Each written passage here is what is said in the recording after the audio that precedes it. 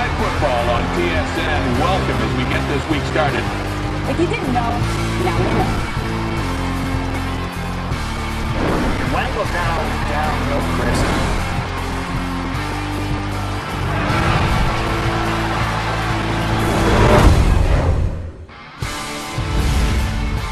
Week 4 in the Canadian Football League about to begin at Molson Stadium in Montreal. Fans still filing in, Ticat fans as well, as the Alouettes and the Hamilton Tiger Cats get set to meet for the first time this season. S.J. Green having another great year after less than 1,000 yards receiving a year ago. He's on pace this time around, 15 catches, 285 yards, averaging 19 a catch, and he leads the way in the entire Canadian Football League in receiving. As we say hello and welcome you back into our CFL Studios, Thursday Night Football. Glad you could be with us as we get set to head to Montreal for this game tonight and get it started. Rod Smith, along with Milt Stegall and Chris Schultz. The last time these two teams met was in the Eastern Final back in November 2014 at Tim Hortons Field. It was the Ticats winning that game. So Montreal looking to at least exact some revenge now. What are you looking for in this game? Well, I'm looking at the main man. He has different nicknames, Money in the Bank, Speedy Banks, whatever you want to call him. But if I'm Montreal, I'm not going to allow him to get involved in this game. He can do so much for this team. The most exciting playmaker maybe in the last decade. I know he's only been in this league for a short period of time, but he's a special player, and he knows this. And if I'm Montreal, I'm not going to let him get involved in the game. But if I'm Hamilton, I'm going to get involved in the game, not only on special teams, but even on offense. Get him in there, allow him to make some plays because he's a special player, Schultz, and he has to be involved. Well, here's how I look at it. Montreal Alouettes have got a pretty good football team early in the CFL season. Terrell Sutton leads the league in rushing yards. S.J. Green leads the league in receiving yards. Brandon Banks is going to be an element in that game. Stephon Logan is a great returner, leads the league in return yards. Their defense only allows 18 points. This gets down to Orlando Steinauer as a defensive coordinator with time on his hands, 12 days in between games against Rakeem Cato. Can he show the young quarterback something the quarterback has never seen before? If he does, then you may see another interception. If he does not, I think this guy is a potential star coming into this league. The other issue, the bye week. In 2014, teams coming off the bye had 12 wins, only 6 losses and 1 tie. This is a test, number 3, for Montreal's new quarterback, Willie Pass. Yeah, Ticats coming off a bye, and they won at 52-26 in Winnipeg 2 weeks ago. So Hamilton looking strong in this one. The Alouettes coming off that loss in Winnipeg.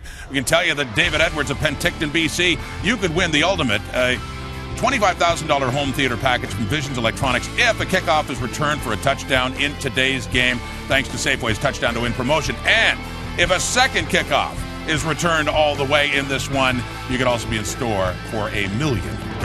David, good luck with that. Nick Lewis, the veteran, new to the Owls. He is leading them out.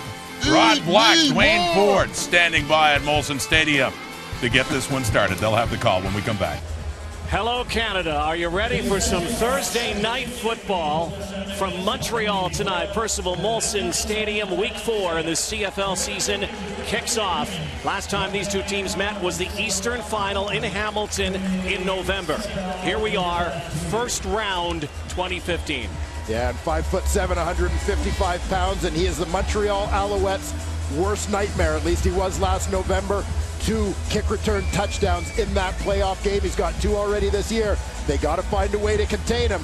And now the Montreal Alouettes maybe looking to fight a little bit of fire with fire in the form of Steph Logan, a guy who leads the Canadian Football League in combined return yardage so far in 2015. Owls in their 3rd uniform, their signature uniform. There's Tom Higgins with Cavis Reed tonight. Higgins said the rivalry is intense. And there is some revenge in the air. Kent Austin, his team, the Road Cats right now. Road Warriors, starting the season 4 straight. No CFL team has ever done that. 4 straight games on the road. And they have 1 more after this. They'll open up at home, their home opener in early August because of the Pan Am game. So a stunning night in Montreal. Just a perfect night for football. 22 degrees Celsius. Hardly any wind. Steph Logan is back. Justin Medlock ready to kick it off. So rivalry renewed. Hostilities in the air again in Montreal tonight between two teams that don't like each other very much. Here's Steph Logan bursting outside, pretty good gain, and a flag flies right away. Our referee tonight is Kim Murphy.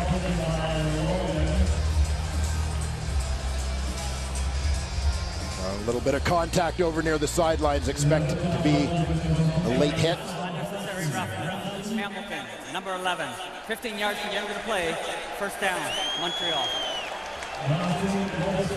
So instant field position, the penalty against Ed Gainey. Former Montreal Alouette.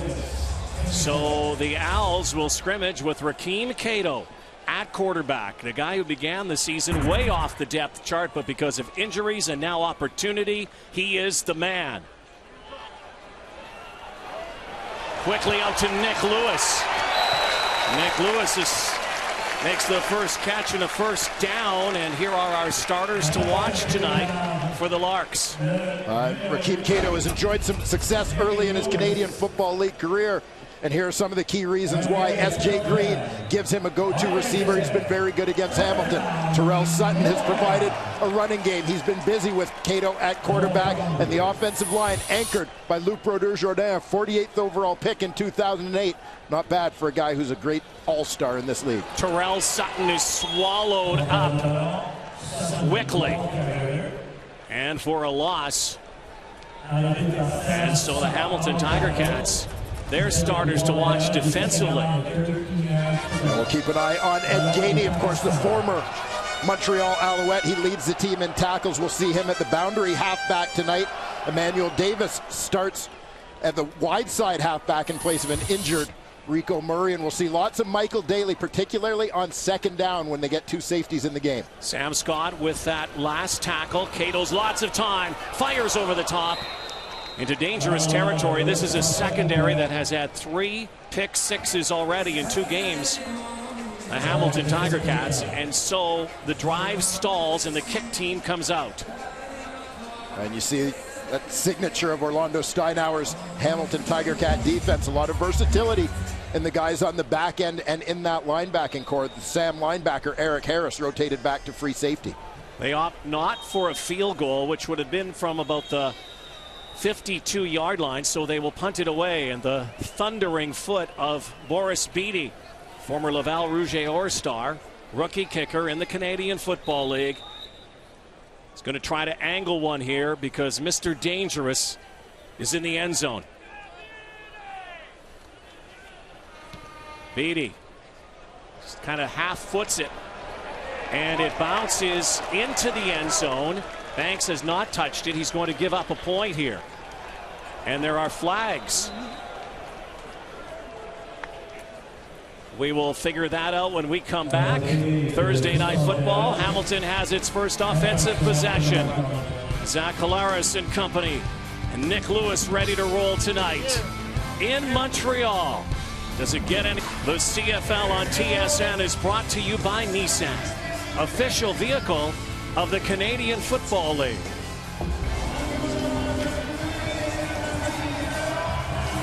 Back in Montreal, Zach Collaros back at the helm. Bye week last week for the Hamilton Tiger Cats. 1-1 to start this season. From their 35, no yards called on that return, but a point is given up. Bakari Grant has the first reception for the Cats. It's a big play. Over 20 yards, 21-yard pickup. So Zach Collaros comes into this game completing nearly 75% of his passes. Big reason for that is the protection afforded him by an upgraded offensive line, the acquisition of Ryan Bombin from the Owls, the return of Pete Diakowski, and big Joel Figueroa makes his first start of the season coming off the injured list at right tackle tonight. Owls loaded up. Collaros out to Grant again. Bakari Grant tries to straight arm Mitchell White. He's down on the far side. Picks up about 3 or 4 yards. And as we look at this Montreal defense, this is a group where there's been a lot of continuity over the years, but 3 new guys making an immediate impact. The veteran Jonathan Hefney at corner, a 3-time CFL All-Star, seems to have regained his form. Ellsworth in for an injured Bear Woods at middle linebacker, had a great debut, and Corby Irvin at D-tackle gives great push up the middle. Second down conversion. All the conversions really across the league up this season. Collaros to Taekwon Underwood, but he's caught up beneath the first down marker, which was near the 44-yard line. He's going to be well short, and Collaros looking to the sideline, but the kick team comes out now for Hamilton. And Mitchell White right on Underwood on that one, in position to immediately make the tackle when that ball is caught. Underwood, a former NFLer with the Jacksonville Jaguars and also the New England Patriots. It will be the battle of the returners tonight. The bearded Hugh O'Neill will boot this to Steph Logan, trying to angle as well, and this one is a beauty. Looks like it's just outside the 5-yard line. They'll mark it at the 10. 1-0 early on here. Rakeem Cato, what a story. Rakeem has been a dream so far for the Montreal. A phenomenal debut against Calgary, and then a tougher night against the Winnipeg Blue Bombers a week later. Yeah, certainly some ups and downs in his second start for the Montreal Alouettes. There you see it going the wrong way. He had a couple of interceptions in that one, but nonetheless put together a pretty good comeback, giving the Alouettes a chance to win in that ball game. He's over 300 yards in each of his 2 starts in the Canadian Football League. I think lots of people are anxious to see how number 3 goes here tonight. Cato settles in, great protection over the top. S.J. Green normally hauls that in, and it might have been a high toss a little bit behind, but S.J. Green will be the first to tell you that he normally has that football. Yeah, that's well within S.J. Green's catching radius. This one maybe a little bit too easy for a guy from whom we're used to seeing the highlight type throws. Excuse me, highlight type grabs. Rakeem Cato, at one time the star from the Marshall Thundering Herd in West Virginia. Great college career. Unbelievable story from where he came. Here's the blitz. Craig Butler. He avoids him and chucks downfield, and it is caught. What a great catch from Fred Stamps. That is vintage. That's his longest catch of the season. That is his longest catch as a Montreal Alouette. And he makes it a great one. You're going to see Craig Butler sneaking up. He's going to bring the heat here. Pressuring Rakeem Cato. Cato with a nice escape to the outside. And as his reputation has been throughout college, Cato a playmaker. Makes one here. Fantastic finish from the veteran receiver, Fred Stamps. Terrell Sutton swallowed up once more. Ted Laurent brings him down. Adrian Tracy not playing with the Hamilton Tiger Cats tonight. Cats a little banged up on defense. Johnny Sears on the 6-game injured list. But a defense that has been very stout for Orlando Steinauer. Well, they certainly have, and Orlando Steinauer in the last couple years has rotated a lot of personnel through there, particularly early in the season. As much as they want to get a look at different people, a lot of it has been necessitated by injury each of the last couple of years. Throwing down again for Cato. This time slings it out for the far sideline. Looks like a broken route out there, and Cato overthrows his man. Keem Cato known for his strong throwing arm and his ability to get out of the pocket. And a bit of a miscommunication with S.J. Green. They're trying to get on the same page. And once again, Boris Beatty time. Boom, boom. And this one is off the side of his foot, and he shanked it. And there's a flag on the play, but that's because the ball went out in the air between the 20s. Native of Steubenville, Ohio, Zach Collaros. What a sensational season last year. Led his team to the Grey Cup game. Wants more this year, he says. Thursday Night Football continues. Break, we saw Boris Beatty kick it out of bounds. You have to let it bounce between the 20s or there's a penalty, but there was also a penalty on Hamilton on the play. Yeah, and it's unfortunate for the Tiger Cats because this would have been a huge swing in terms of field position when you consider Montreal's punting from around midfield. But with the penalty for the illegal kick and a short kick to begin with, the Tiger Cats would have gotten the ball with virtually no change in the field position. Well, here comes Beatty again. This one, towering kick down to Banks at his 18. Brandon Banks gobbled up at the 22, quickly downfield. Dominique Ellis makes the tackle, a 49-yard boot, a 4-yard return. No scoring, low scoring so far, just a single point on the board. You look at Zach Collaros and what he has done since joining the Hamilton Tiger Cats at the start of last season. Tied for the league lead with Drew Willie in terms of 300-plus yard performance is not bad, considering he missed a chunk of time early last year with a concussion. 27-year-old former Cincinnati Bearcat in shotgun, first down. Collaros now just pitches it out to Andy Fantuz. A few yards on the play. Nick Grigsby was released by the Tiger Cats, a team that really hasn't run the football at all this season. Grigsby was a big part of the team leading up to the Grey Cup. Of course, C.J. Gable is still hurt. They're kind of going with a dual back system here with Ray Hawley and Michael Ford. We're going to see a lot of Hawley likely tonight. Yeah, absolutely. And you heard the guys talk about it in the pregame. I know Milt is a little down on the Hamilton Tiger Cats running game, but I think they do a decent job of mixing it up, finding different ways, creative plays to run the ball. They have never been a team with a traditional ground game. Collaros steps up, decides to take off, and Zach Collaros lunges and maybe very close to a first down. This may require a decision. Looks like it's certainly going to require a measurement. Very close. No, they're going to move the sticks. It is a first down for Hamilton. And this is just classic Zach Collaros. Things break down downfield. He's just going to look to make a play. A guy who's pretty good when he goes off script like this.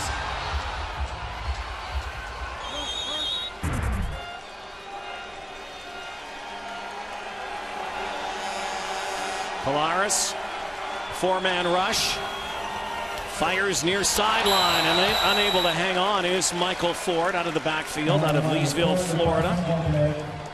Played his college ball at LSU.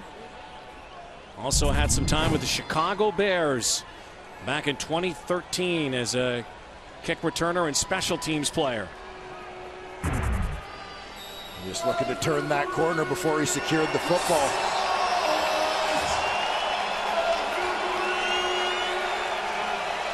So far, both teams very slow starts offensively.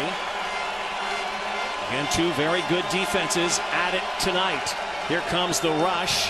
Collaros hangs in and out of the hands of Bakari Grant. Andy Fantuz also in the vicinity, but right now seems on second down. Both teams are all out blitzing. Everything just a little bit off. I mean, the blitz on that one was pretty well picked up by the Tiger Cats. The running back, Ray Hawley, did a nice job coming across the formation to pick things up on the right side. They had it firm on the left side. Just a little bit of trouble hooking up between quarterback and receiver. Steph Logan now looks for some running room. May get it here. Finding the wall. Logan finds a seam. Buries his head and brings it up near the 52-yard line. Al's offense back on the field, and there he is. S.J. Green, highlight machine. 6.5 to go, first quarter. Thursday night football rolls on from Montreal. Solomon Jr. Green had a career high last week against Winnipeg. Yeah, 6 catches, 180 yards. 5 of those catches went for more than 20 yards. S.J. Green and Rakeem Cato with some quick chemistry. With more on that, let's go to the sideline and join Sean Liu. Well, thank you, Rod. And how much does S.J. Green trust Rakeem Cato? Well, he describes him as a comfortable doctor that he trusts that he could perform surgery on him. And that has been a very quick instant karma between receiver and quarterback. Those are the intangibles in their relationship. But then there's the skill set. From Green's perspective, he says that Cato's ball placement is outstanding, not just his accuracy, but his touch. He doesn't throw it too hard or too soft. And from Cato's perspective towards Green, he says that he can throw the ball to him anywhere, anytime. Basically, he's got the hands that can drag in the ball in any given circumstance. So put those two together and you have the makings of a match made in football heaven, guys. Well, we'll see how long it lasts here in Montreal. There's S.J. Green making the catch on the far side. S.J. Green says Rakeem Cato is the real deal. I think the biggest thing is just us being open to one another, and our team being open to him, and him being open to the team. He's come in and been very humble. He's worked hard. He's been resilient in his efforts to prepare, and we see that and we feed off of it. And we're backing him 100%. They love his football as well. They love the way he throws the ball. He can do this as well. Look at him scamper. And Rakeem Cato takes off. Big gainer, but it might come back. Flag in the backfield. And that usually means holding. It is. It's against Montreal, and negate that play from Rakeem Cato. 10-yard penalty remains second down. Well, that aspect of Rakeem Cato's game isn't something of which we've seen a lot, but certainly a guy who's a natural on the run. We've seen him throw very well on the run. But here with the scramble, getting it done. This one's going to go against the left guard, Christian Matt. See Ted Laurent trying to fight off that block to make a play. Cato has come into the Canadian Football League with an impressive resume in NCAA football. Record breaker, game breaker. Here comes the blitz again. Cato tosses it off. Another penalty flag again in the backfield, and this might be another holding call. There's also likely going to be pass interference here on Ed Gainey, man covering the intended receiver Nick Lewis in the flat.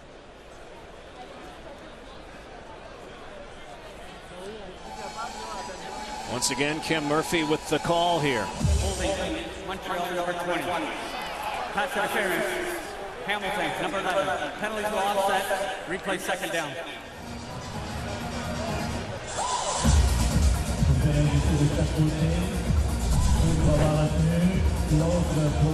Running back Sutton gets caught on the outside a little bit, and then he's got to try and step down, readjust inside to that A-gap to try and make a play on Craig Butler. Just got caught off balance and forced to pull down the defender. And you see the other penalty, this one against Hamilton at the end of the play. Contact by the middle linebacker, Taylor Reed, on the intended receiver, Nick Lewis. Again, big rush from Hamilton. And once again, Fred Stamps with his second catch of the night on second down and long, and they don't even get back to the initial line of scrimmage. So very much a feeling out process between these two teams right now, going back to last year's Eastern Final when they really lit it up, particularly the Hamilton Tiger Cats. Left a bitter taste in the Alouettes' mouths in a long offseason, denying them a trip to the Grey Cup game. Banks now going to follow some blocks. Nowhere to roam. Quickly downfield. More hang time again. Nicholas Shorthill makes the tackle. Wendy's Friday Night Football continues tomorrow. Doubleheader time. Eskimos, Red Blacks from TD Place Stadium. And then after that, it's the Lions and the Rough Riders. Wendy's Friday Night Football, Week 4, tomorrow night on TSN. Tell you, Tyrone Brackenridge was back in fine form. Oh, yes. Last week, wasn't he? Yes, he was. What have you gleaned early in the season from what's been going on? Team still shaking off some rust. I know the Riders are 0-3, but very well could be 3-0. Yeah, you can't put too much stock in 0-3 when two of the losses come in overtime. The first one comes in a game where you're forced to make a quarterbacking change at halftime due to an injury to your starter. It's a long football season. Plenty of things will play out as the rest of this year goes on. Red Blacks and Eskimos tomorrow night too. That's second half of a home and home. Swing pass out to Brandon Banks now. There goes Banks cutting one way and another. He's eventually swarmed and knocked out of bounds. Chip Cox. Initial tackle. Gabriel Napton finishing off Brandon Banks. You see the size of Brandon Banks when you're around pregame. You kind of wonder if he's one of the ball boys around here. Just a tiny little guy, but speed to burn. Yeah, fantastic playmaker. Small in stature, big in terms of heart. Fiercely competitive, a guy who wants the ball all the time. Speedy B gets it again, and once again, he was... Now a penalty flag flies. Banks was caught up initially, then got away, and then it looked like a face mask call against the Alouettes, and this could keep the drive alive here. Kyler Ellsworth, middle linebacker, in on the play. Jonathan Hefney as well, the former Blue Bomber. Montreal, number 23. 15 yards, automatic first down. Jonathan Hefney, the face mask call. So, again, the sticks will move. Yeah, it was Ellsworth, the middle linebacker, was the guy that had the first shot at Speedy B, but he was able to slip away. And Hefney came up in that secondary support. There you see hand glancing off the face mask as he went to make that play. Christopher Shapka, the line judge, was spilled there as well. Kolaris sidearm out to Taekwon Underwood. And there's another flag. And penalties have been a story early in this season as well. Penalty parade met with some criticism around the Canadian Football League. But if you look at all of the penalties, a lot of them are offside procedure. Some people might say, you know, well, the game's been over officiated. Walking downfield, prior to the pass. Hamilton, number 84. 10-yard penalty remains first down. New rules into play, but at the same time, many of these plays are obvious penalties.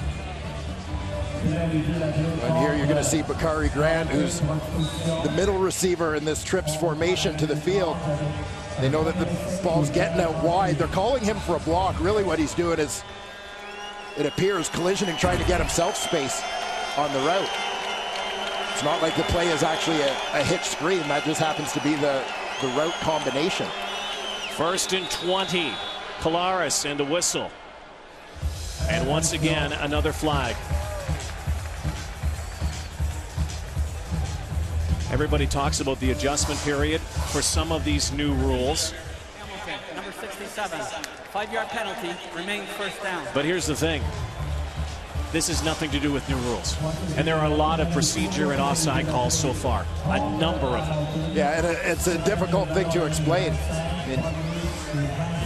You would expect offsides maybe to go along with different quarterbacks playing different cadences, those sorts of things, but that's not the case across the board. And when you look at this as a perfect example, Zach Kolaris is his team's starting quarterback. 1st and 25. Kolaris airs it out. It's picked off by Chip Cox. Has some running room, and he's knocked out of bounds. Chip Cox, his first pick of 2015. And this right in his gloves. Zach Kolaris throws his second interception of the new season. When Chip Cox, we're used to seeing him a little bit closer to the box, but here he's playing center field in a free safety position. He's just going to drop.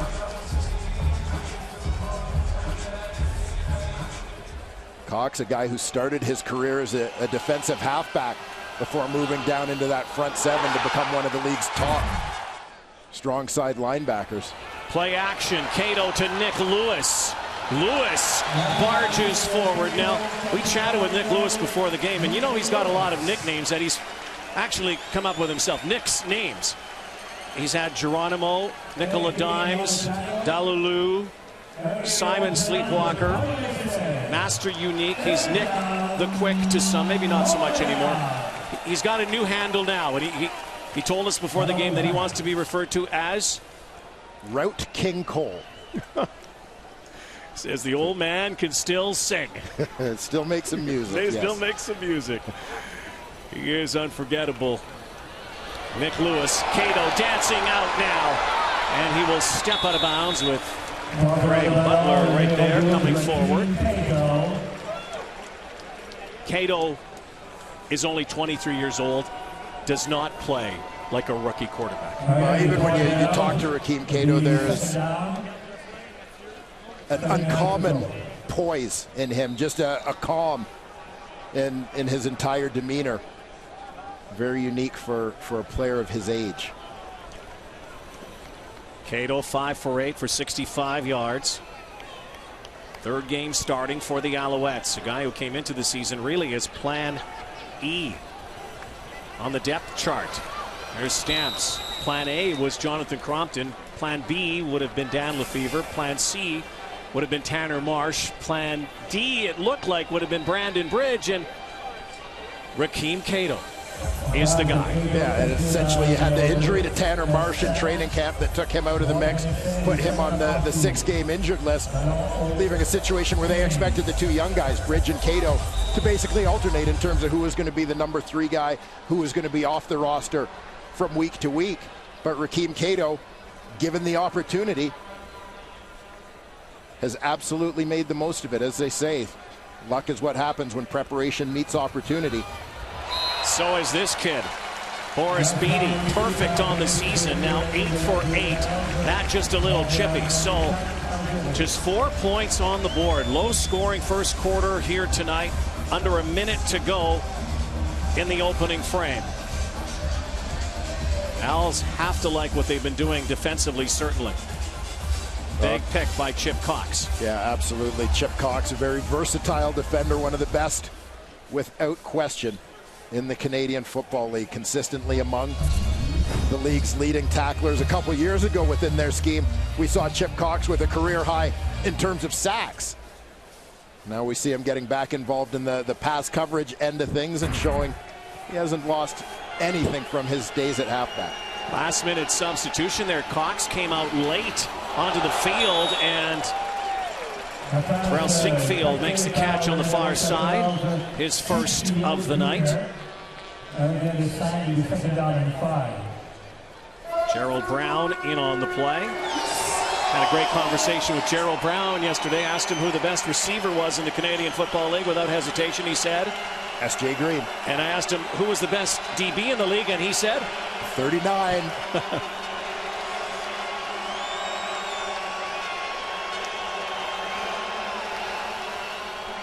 Collaros. And a first down.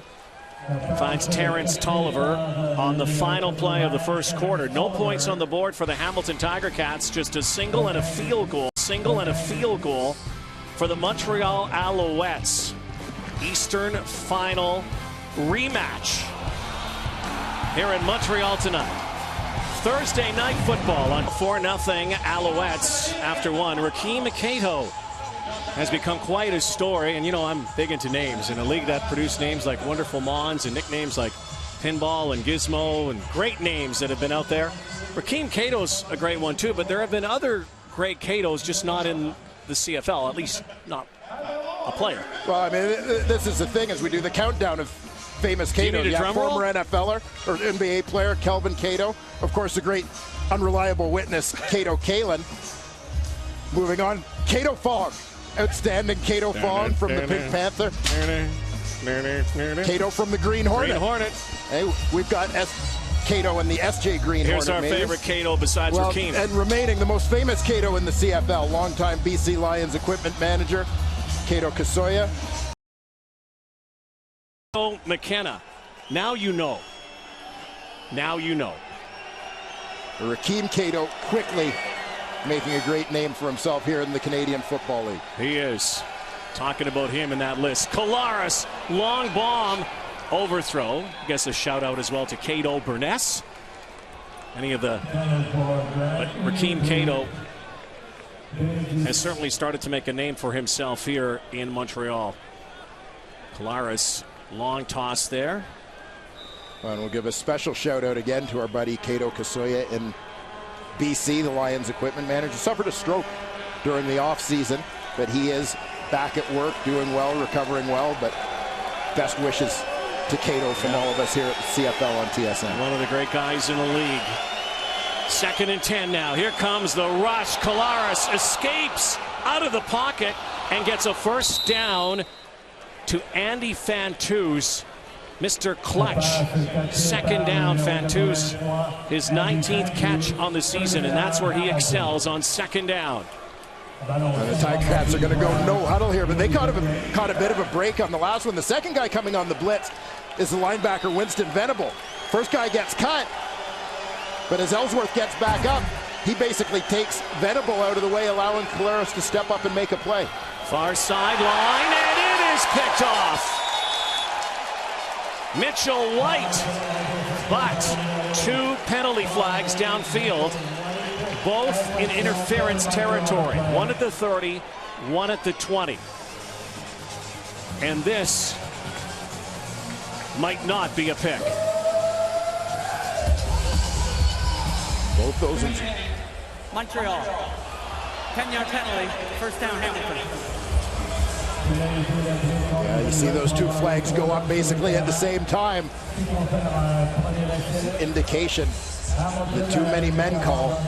This is what happens when you're varying your personnel packages as much as teams do in this day and age of the Canadian Football League. There has to be tremendous communication in terms of who's in, who's out.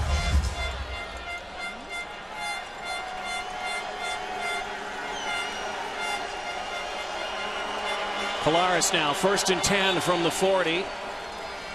And the play clock, 20-second clock. Coming close to 0. Thought maybe it had expired. Hamilton did take a timeout just before the play clock reached 0. So they burned their first half timeout here. Well, the Tiger Cats feeling like they're on the edge of scoring position here. They don't want to risk this field position with a time count violation.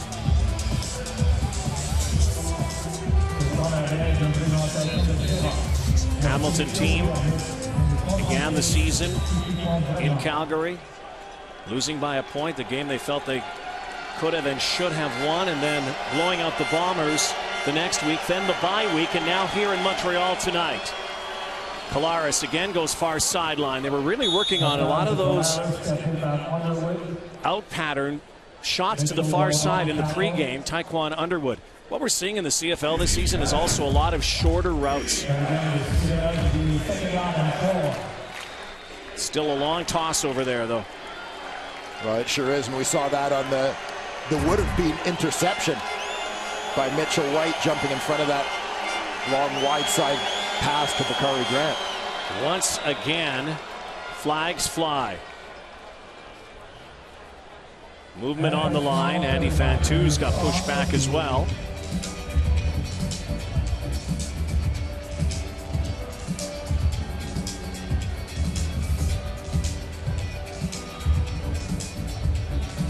Offside, Montreal, number 95. 5-yard penalty, first down. Corvey Irvin, or Georgia Bulldog, jump started. Instant first down now for the Owls, or for the Ticats rather.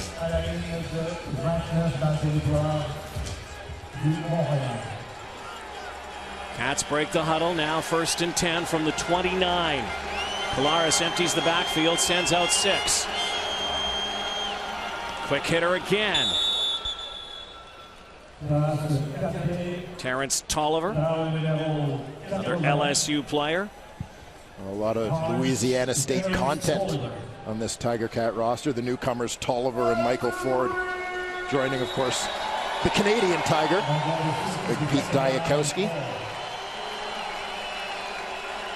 Former Vancouver College product.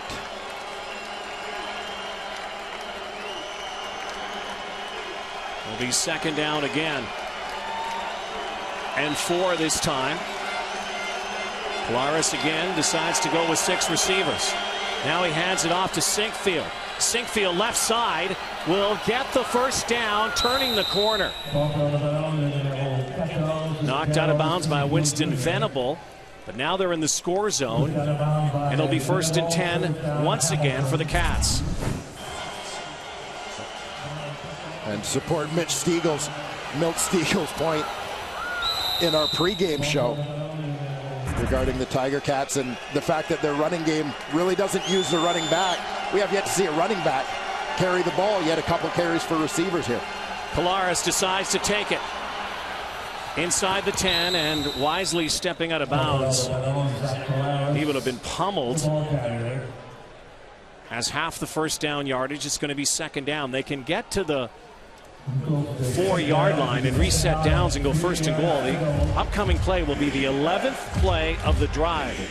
Tommy Condell looking over his playlist. Tommy Condell has been one of Kent Austin's sidekicks for a number of years. These two guys, together with the Ottawa Renegades years ago, Saskatchewan Roughriders, and at Cornell prior to coming to the Hamilton Tiger Cats. Big down here for the Cats and Owls. Al's rush 3. Collaros. There's Ray Hawley. Louisiana Tech. Hawley has had 14 carries for 40 yards, 6 catches for 62.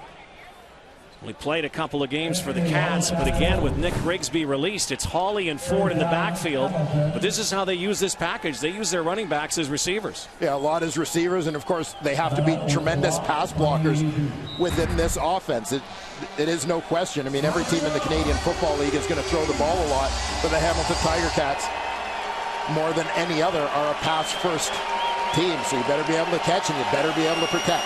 First and goal. There's the pitch, a running play, and a touchdown. Ray Hawley has his first CFL score. And the Cats, on a 12-play drive, have the first major. Could call it a key breaker for a team that throws the ball as often as they do. They just get the receivers out wide. Offensive line, everybody's rolling to their right.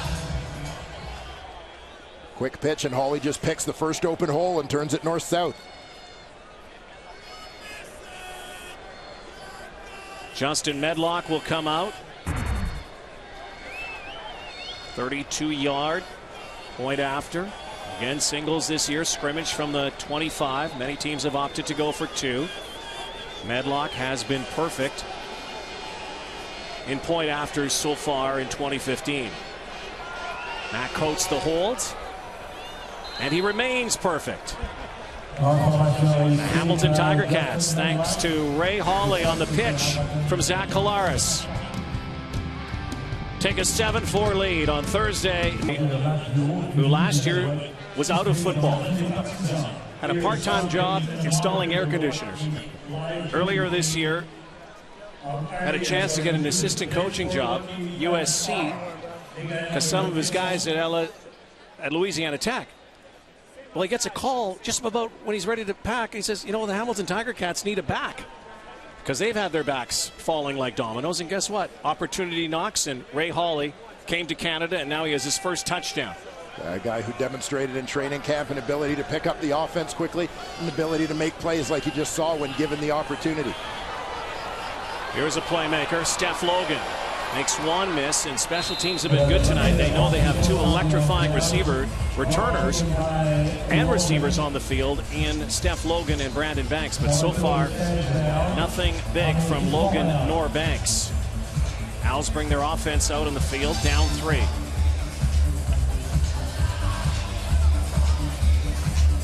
Rakeem Cato set to go to work. We haven't seen a lot of Terrell Sutton yet tonight as we talk a lot about the Hamilton Tiger Cats ground game. Sutton's a guy who's averaged about 20 carries per game in the 2 starts with Cato.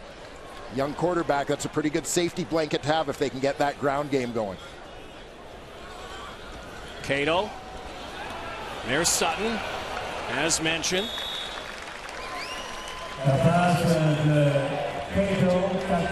Sutton was a guy that was absent from the mix the last time these 2 teams met in the East Final last year, injured late in the regular season, unavailable for postseason action. There you see his numbers: 50 carries, 278 yards, 3 touchdowns on the ground. So chipping in with 4 catches, that his 5th to help the aerial attack. 2nd down and 2 from their 30. The hand to Sutton, and he'll reverse field, but he's going to be tackled for a loss. Every time they've gone to the ground with Sutton in this game, he's been tackled for a loss.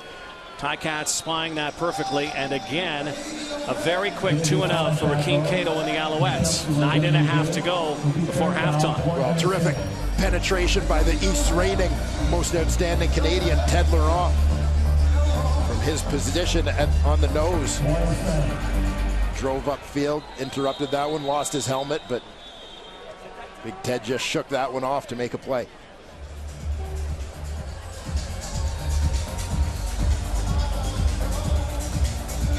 Like an injured cat.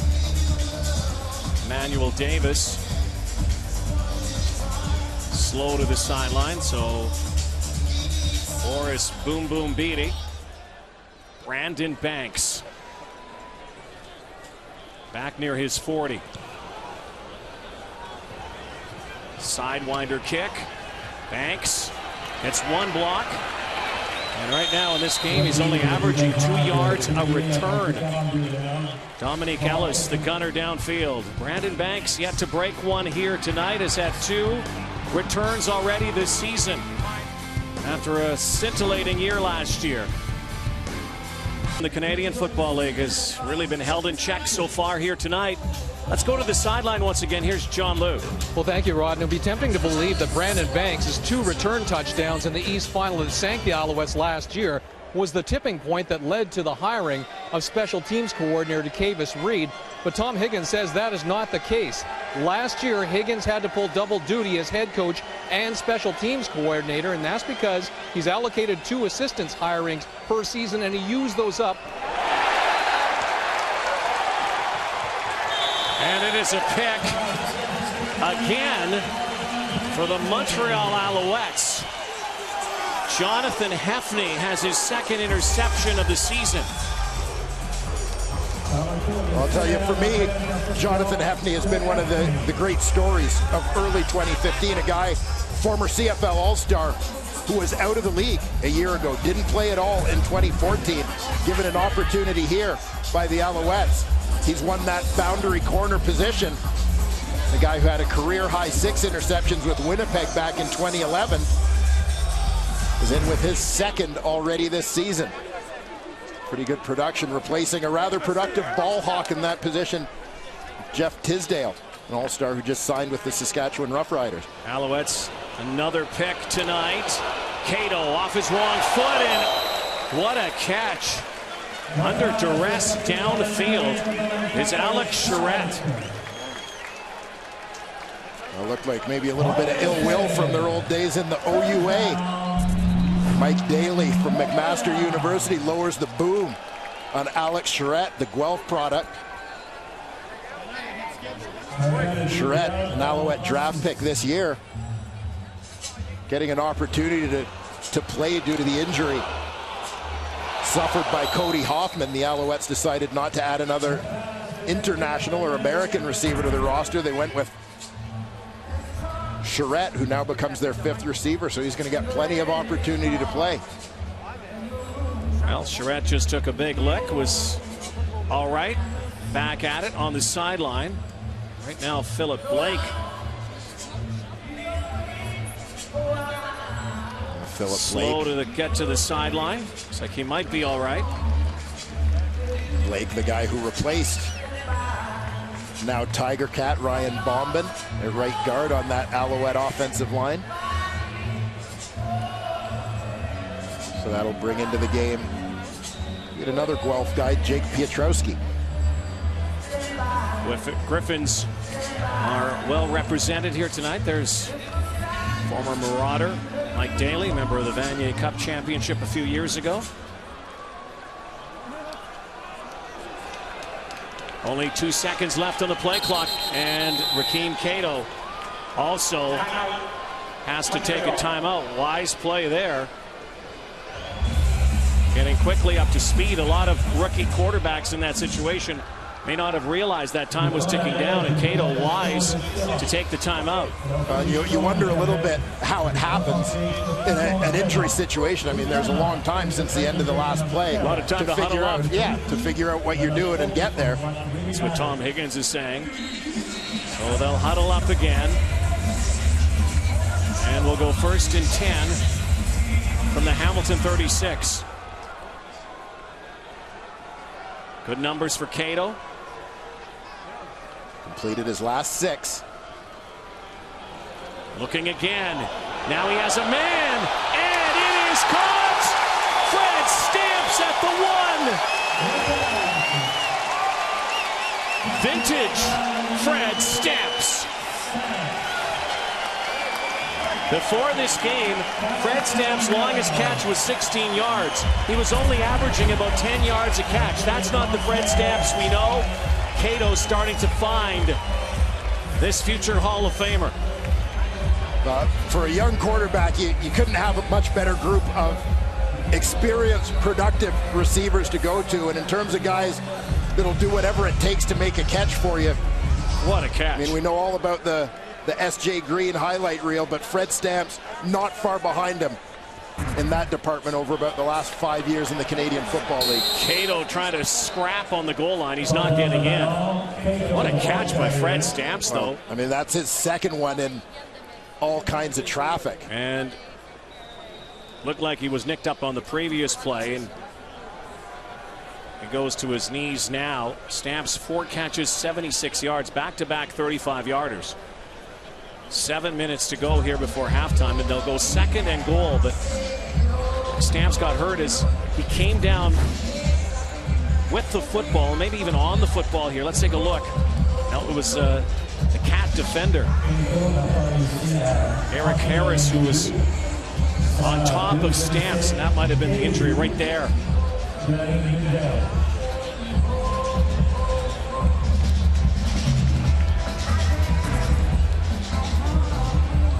Chatting with Nick Lewis before the game about Fred Stamps and having these 3 All-Stars here, and S.J. Green and Stamps and Nick Lewis, guys who've been there and done that. Fred Stamps, hey, Nick Lewis said this is all about Fred Stamps. S.J. and Nick have a goal in mind. Yeah, I mean, Lewis and Green, they have their Grey Cup rings. Fred Stamps has never had an opportunity to even play in a Grey Cup. He says we want to get one for Fred. Brandon Bridge, the Canadian, and doesn't look like he's getting in. So the backup quarterback, Brandon Bridge. So now 3rd down, down 3 from the 1. And from the 1 yard line, as far as I'm concerned, regardless of the situation, you got to go. Make sure you mix up your snap counts a little bit. Remind your guys, we're going on 2, hang tough, but you got to mix it up so that the defense can't anticipate. Canadian quarterback from the 1, and he's not going in. He gets stuffed. And those 2 catches from Fred Stamps will go for naught as the Hamilton Tiger Cats stuff the Montreal Alouettes on the goal line. What a stand. Justin Hickman in there. The Cats stop the Owls. And this Bridge's birthday, Justin Hickman comes up big on the goal line. Yeah, Hickman from his DN spot, also the middle linebacker, Taylor Reed. Those 2 guys are going to explode. And that left A gap, they're going to stand things up. Simone Lawrence wraps it up to make the tackle.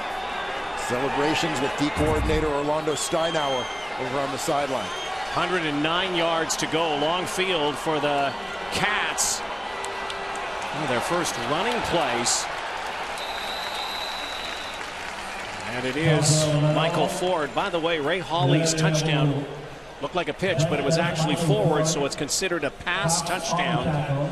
Again, a team that does not run very much, but so far this game has really been dictated by the defenses. Yeah, it certainly has, and most recently, of course, that goal line stand by the Tiger Cats. You know, and just going back to that play, I'll tell you the one thing I didn't like from a Montreal perspective, just in terms of alignment, no run threat in the backfield. I mean, they basically announced it's going to be a quarterback sneak. They didn't force the Tiger Cats to even consider defending anything else. With a rookie quarterback to boot. Cats have been great on 2nd down conversions, and they will be again as Hawley takes the pass and looks like he'll move the sticks. And there are 2 flags in the backfield, 3 flags now that came after the play. Helmet is off. Ken Murphy's going to sort this out for us. Illegal participation, Hamilton number 61. Continuing to participate without a helmet on. Half the distance to goal, be 2nd down. Joel Figueroa's bucket came off, kept playing, can't do that. So that 2nd down conversion nullified. Figueroa, the right tackle, his helmet pops off as a result of the D lineman's hands coming up. You know, there's a rule that's in place to protect the players, but Joel Figueroa, he's pass blocking. The defensive player knocks his helmet off. Does that mean he's supposed to let the guy go hit his quarterback? Fair point. Second down again. Here's the rush. Collaros making a diving catch is Tolliver, but it looks like he's shy of the first down. Looks like by a couple yards. Well, maybe even less than that, maybe a yard. So the Cats have not sent out their punt team yet. They look to the sideline. Oh, this is a short yardage unit that's coming out on the field. And it is going to be third down. What a gamble from Kent Austin. In the shadows of your goalpost. Maybe figuring he's riding some momentum here after that defensive goal line stand. Third down. Can the Alouettes stuff the Cats? Very close. All depends on the spot here. Jeff Matthews, the backup quarterback out of Cornell, thinks he had it, and he did, according to Kim Murphy. They are going to move the chains.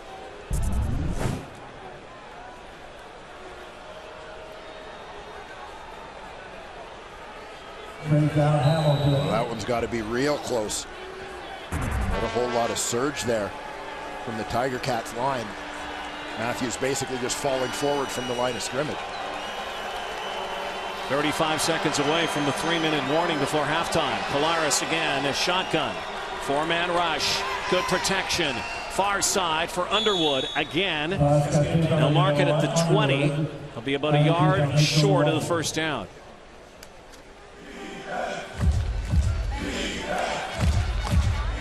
It's been interesting to watch the Montreal Alouettes defensive alignment. Their front, a number of times what we're seeing is Napton, a natural defensive end, often lining up off the ball and dropping in coverage, while Winston Venable, who is typically their weak side linebacker, is up on the ball and rushing. You're seeing a little bit of creativity from the very demonstrative defensive coordinator, Noel Thorpe. So the 3-minute warning has been signaled to both benches. We'll step aside and come back. Cats with the first down. Thursday night football. They lead 7-4. Set for the half. We're going to talk about the Ticats rush defense and that great goal line stand. Also, checking in on the progress of Rakeem Cato, how they're containing Brandon Banks, and look ahead to the rest of week 4 as well. That's coming up. Back to Rod and Dwayne in Montreal. Thank you so much, Rod. Collaros. Some blocking help. Steps up again. Will he tuck it? Yes, he does. And will slide into Chip Cox. Well, we talk to Kent Austin all the time about his offensive scheme and, of course, the running back situation. And one of the things he smiles and says is, if you can't block, you can't play running back in our system. And we've seen it consistently from Ray Hawley in the course of this ball game, stepping up, getting involved in that blitz pickup. More nylon on the field. Penalty riddled first half. Some key penalties as well in this ball game. Think about that touchdown by Ray Hawley. That was aided by penalty. Yeah, a drive that appeared to have been snuffed out.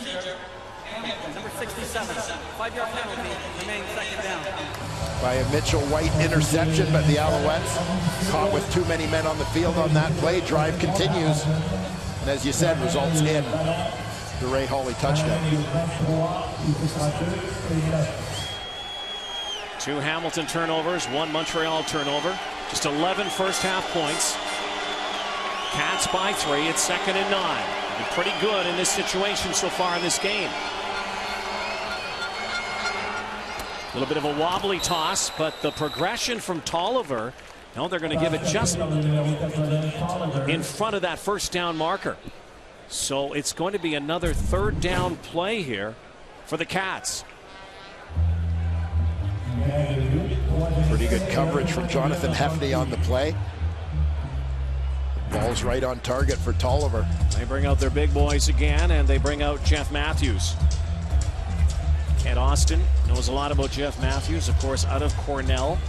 So record breaker there. Watched him play in the preseason, Dwayne. You're going to hear a lot about Jeff Matthews down the road in the Canadian Football League if his ascent continues. And penalty flags on the far side of the field. And it looks like it's procedure again against Hamilton, and this will take Matthews off the field. They'll have to kick.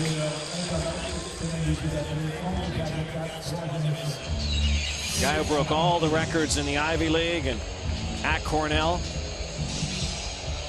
Oh, this is a guy before the Hamilton Tiger Cats had even signed him, and I was just talking quarterbacks with Kent Austin a couple years ago, and the attributes he thinks are critical for a quarterback to have, and kind of said, you know, guy I had at Cornell, Jeff Matthews, had all those things.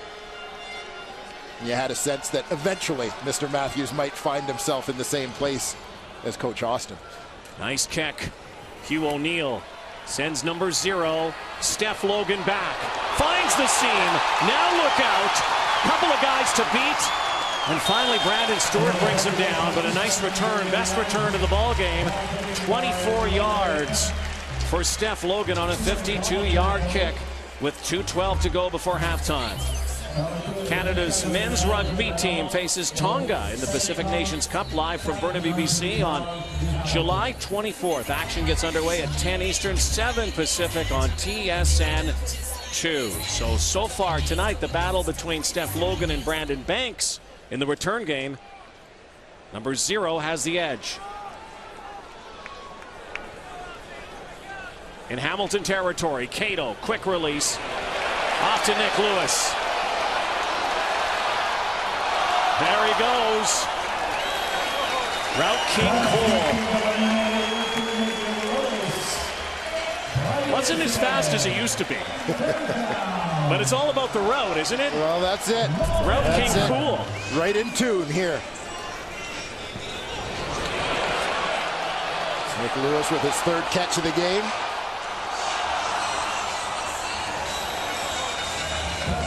Tell you what, he can still contribute. Nick Lewis, guy who comes to Montreal after so many years in Calgary. All-star seasons, pass off the mark. Talked with Nick as well about the little honeypot they have going between him and S.J. Green and some others. Not about catching footballs, though. No, absolutely not. And if you've followed the Canadian Football League for a number of years, you'll know Nick Lewis and S.J. Green are probably the 2 best blocking receivers in this league and have been for a long time. Well, going back to the days when Jamel Richardson was here, he and Green always had a pool based on who could get the most knockdown blocks. So now Nick Lewis has kind of slid in. Fred Stamps is joining in. 2nd down. And another 2nd down conversion for Knott. 1 for 8. But this receiver group trying to take a lot of pride in what they do when they don't have the football.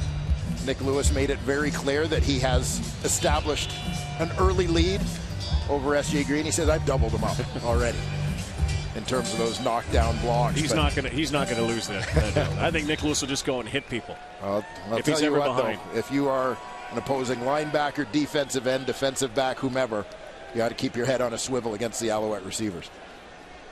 Boris Beatty, flawless so far this season as a field goal kicker.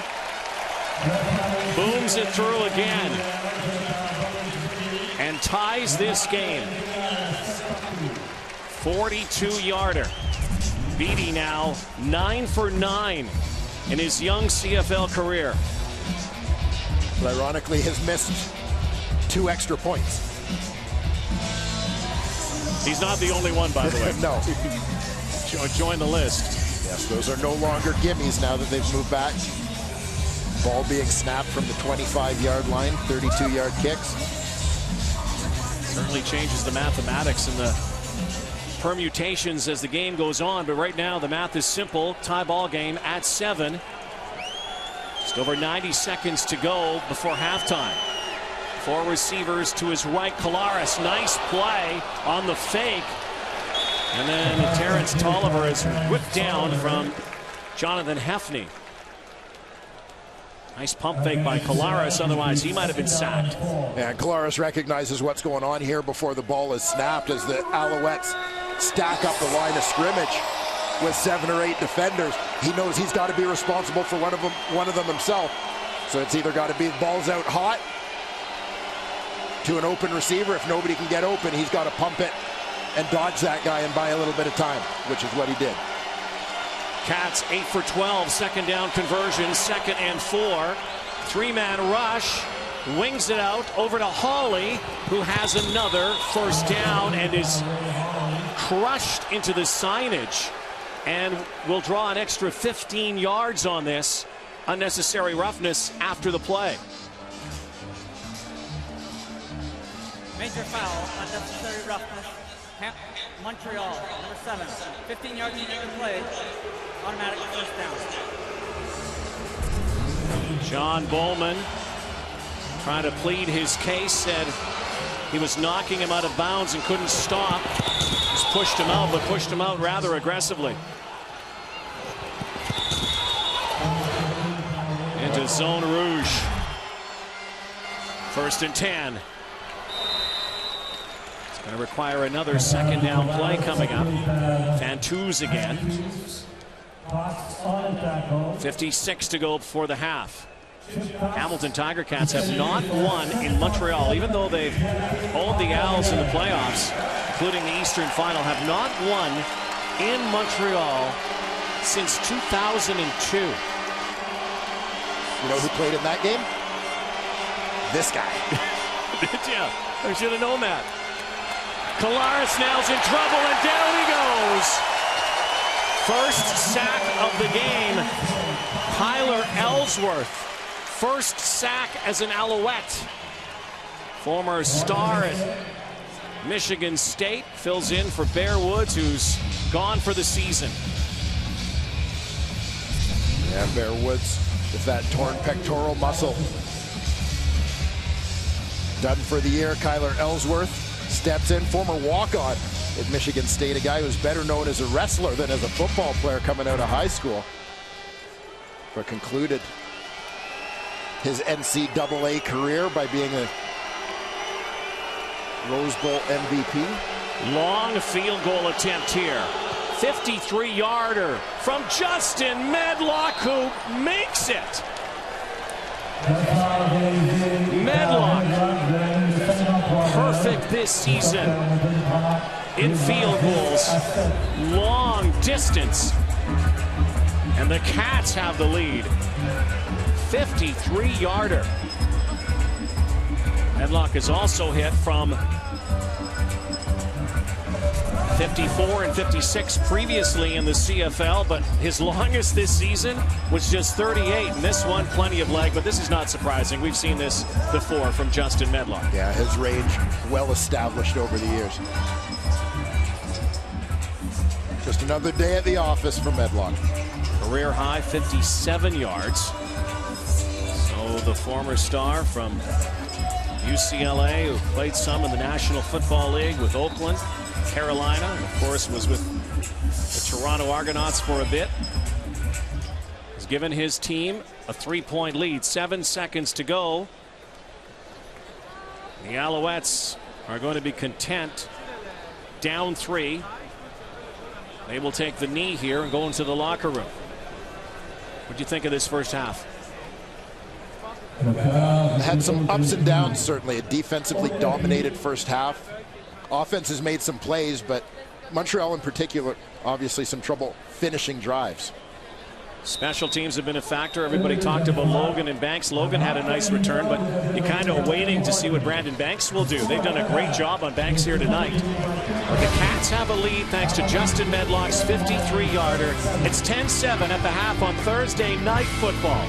Let's send it back to Rod and the boys in the studio. Thank you, Rod Black. As you and Wayne were just talking about defense dominating so far in this football game. The late field goal by Medlock to give the Ticats lead once again. And back with the panel. Once again, Emil Stiegel and Chris Schultz. Well, really the pivotal moment, if we can pick one of them, in the second quarter, that great goal line stand by the Hamilton Tiger Cat defense when Montreal had it 1st and goal at the 1, Schultz. Well, we had 2 storylines going into this game. One was Rakeem Cato and how would he play, and the other was Brandon Banks. Well, Cato's playing pretty good. Brandon Banks out of the game, but the hidden factor as to why Hamilton right now is up in this game, their run defense has been nothing short of outstanding. When you think that Terrell Sutton went into the game #1 in the CFL in terms of yards, but these are not just run-stuffing moments. These are defensive linemen getting into the backfield of the offensive line and making contact in the backfield. And this sequence of plays is outstanding. Tracy, Laurent Hall, and also Hickman, their ability to come off the football and stuff this. Man, I mean, watch how close this is. They get off the football instantaneously, make plays like that. See, understand that those type of plays are gut check plays. When you're on short yardage scenarios, those are checks of your courage because you know you're getting into a collision. Great job by the defensive line of Hamilton in terms of taking the running game away from Montreal completely and totally. Well, I mean, that negated or it rendered useless, I suppose, some great plays by Rakeem Cato to Fred Stamps becoming a factor in this to get them down near the goal line before that stand. So the numbers for Rakeem Cato, Milt, 10 for 15, 142 yards. How do you assess his half? He's doing pretty good. He's doing pretty good. And I've seen improvements every single game. Of course, he didn't have his best game last week, but I'm seeing improvements. And what I'm seeing today is his decision-making. If you look at this play, it's a safety blitz. Craig Butler's coming off the edge, and what he doesn't do, he doesn't take off right away. He allows Butler to get close to him, and then he takes off. And that's a risky play because if he makes that tackle, he's in the end zone. And he didn't take off running. He still has his eyes down the field, and he has plenty of room to run. He could have ran for 20, 30 yards, but he knows if he can throw the ball downfield to one of his big plays receiver, they can get even bigger play. He makes a great throw to Fred Stamps. Excellent catch by Stamps. But then also he knows he can run the ball. He uses his legs. He sees no one is open downfield, and he takes off and uses his athletic ability. That's great decision-making. He's knowing when to look down the field and throw the ball, but then he knows when he needs to run the ball. He needs to get the ball in the end zone. I know they had the ball on the goal line. That wasn't his fault, but he needs to find a way to get his team in the end zone and score some points. And Fred Stamps, big numbers for the Owls, 4 catches, 76 yards. How about Zach Collaros? I mean, you know, more interceptions in this game. We still haven't seen him quite in the form he had late in the season. Big time surprise. A lot of his footballs, when he's throwing them, are a little bit too high. It seems the timing is not as perfect as it is usually for Collaros as a quarterback. But this has got to be an issue at halftime because any more of these type of turnovers, Montreal is going to get right back into the game.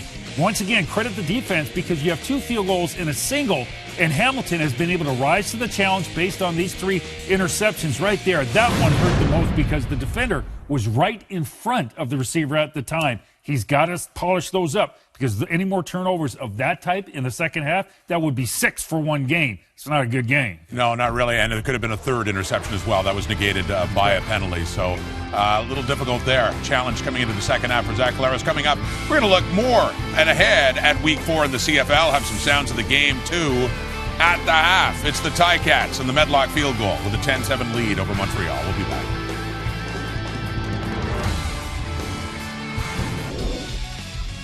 To the tunes of the Montreal-based independent band October Sky, Break Me If You Can. This is Thursday Night Football, and because it is, you can send us your photos and video, and it may appear in our broadcast. That's hashtag CFL Game Day. Do this every Thursday night. Also, Tim Hortons is making sure you catch all the biggest moments of the season, those unbelievable catches, those hard-hitting tackles. You can watch them live as they happen, or you can view them again and share them with friends. You can go to tsn.ca/CFL must-see for that. Here's Milton now with the halftime stats. Thank you, Rod. Well, these 2 turnovers by the Tiger Cats have not been costly. I think they need to Montreal needs to pick up their running game. Rakeem Cato, 141 yards passing, 76 to Fred Stamps, who has now gone over 8,000 yards. And what about Nick Lewis? His halftime speech consisted of what, Schultze? Feed me the ball. Feed me more. What about Justin Hickman and that Ticats defense you were talking about? Here's Hickman now with John Liu. Justin, and as a defense, were you anticipating a play other than the 3 quarterback sneaks the Alouettes tried on that goal line stand? We weren't anticipating anything. Whatever they came out and ran, we were prepared to stop. What did offense say to you as you were crossing paths when they were coming on to take over, even though it was a long field after that stand? Say nothing. It's just, we just know as a team that when stuff like that happens, we prepare for this. No sudden change, we're ready to go. Looking ahead to the second half, how much can that sequence be a game-changing moment? We'll see. I don't know. You never know how the game's going to flow. You never know which play is going to be the play that decides the game. So we'll see how it goes in the second half. Thanks for this, Justin. Very strong for the Ticats D. A little tougher for the Tiger Cats offense with fans cheering on at the half. The Alouettes trailing by 3. Zach Collaros picked off twice in that first half. Second half kickoffs coming up. It is Thursday Night Football on TSN. Welcome as we get this week started. If you didn't know, now you know. He is gone. Brandon Banks, touchdown. Wendell down real quick. Welcome to the CFL, Rakeem King.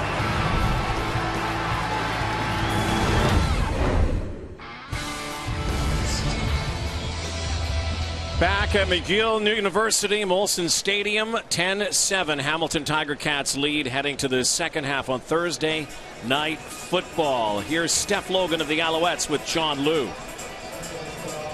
Steph, did you feel that your role in this game would be magnified considering what your counterpart Brandon Banks is capable of on special teams?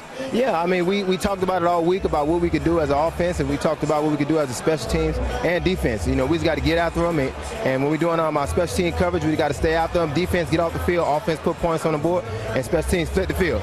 Even though you're not on the cover team, just why have you been able to contain Banks as well as you have tonight? Well, you know, it's all about what we put in the game plan this week. You know, Coach had a nice game plan for him, and we just got to do everything we can to cover him. We might get a bad kick, you never know, but our cover unit doing a great job against him, and we got to keep him shut down. And what I saw from the tape, you know, he returned 2 or 3 of them on the last year. We don't want that to happen, so we got to stay on him all game. Thanks for this, Steph. Thank you. Well, Boris Beatty will kick off to Brandon Banks, or will he? Keep it away from him. Banks, 2 touchdown returns last year in the Eastern Final, of course, that still haunt the Montreal Alouettes. Just 4 yards on returns on average in this game. Logan, 20.8. Now on the kick return from his end zone, here comes Banks. Treads out, finds a seam. Now look out. Brandon Banks down the sideline, tiptoeing now. Banks will fly to the end zone, but this could be coming back. Penalty flag back at the 20-yard line, and shades of the Grey Cup game when Brandon Banks looks back and sees that flag, which he just did. He knows Illegal block on the return that this will come back. 84. 10-yard penalty, first down. Grey Cup 2014. Jeff Reinbold beside himself. Brandon Banks has a touchdown return taken back. And this one goes against Bakari Grant. He's going to be right in the middle of the formation.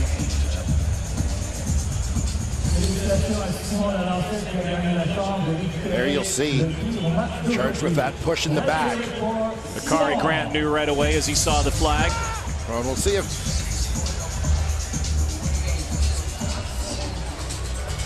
You know, and that's one that'll be looked at very closely, because I think in Grant's mind, he was positioned behind him, reached out. It looked to me, honestly, it looked to me like he pulled up. It looked to me like he pulled up, and the defender lunged forward to make the play. Well, it's not going to matter. It's a tough one, because it's too in a bad. split second, I can say that looking at it in slow motion, but for the official looking at it full speed, it looked like he pushed him. Spectacular play taken back once again. Procedure. Hamilton, number 67. 5-yard penalty, remaining first down. 110-yard return. That was erased because of this. Grant comes in. He's the guy right in the middle of the screen. It just... tough to say. Tough to say. Can't fault the official for making that call. So long field now for Collaros. And a juggling act from Bakari Grant makes the catch. Did you see Speedy B, though? And a penalty. Is there a penalty? No penalty flag, but Zach Collaros is down. And it looks like he's hurt. Collaros is down on his goal line. We'll take a look at this, of all things, for the Hamilton Tiger Cats.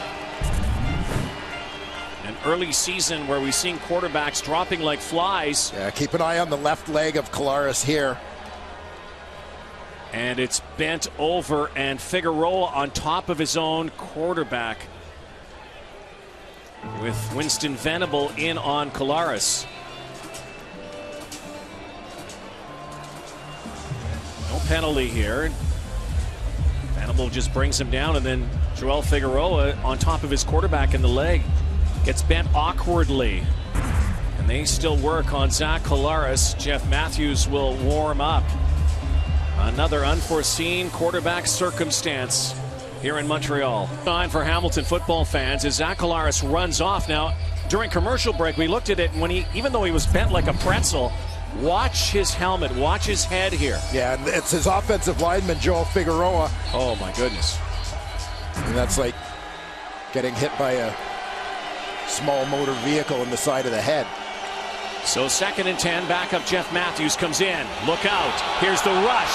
He escapes. Now Matthews goes down. John Bowman in on the sack, but there's a penalty flag downfield near the 32-yard line. Looks like interference territory near Bakari Grant and Taekwon Underwood. This may move the football.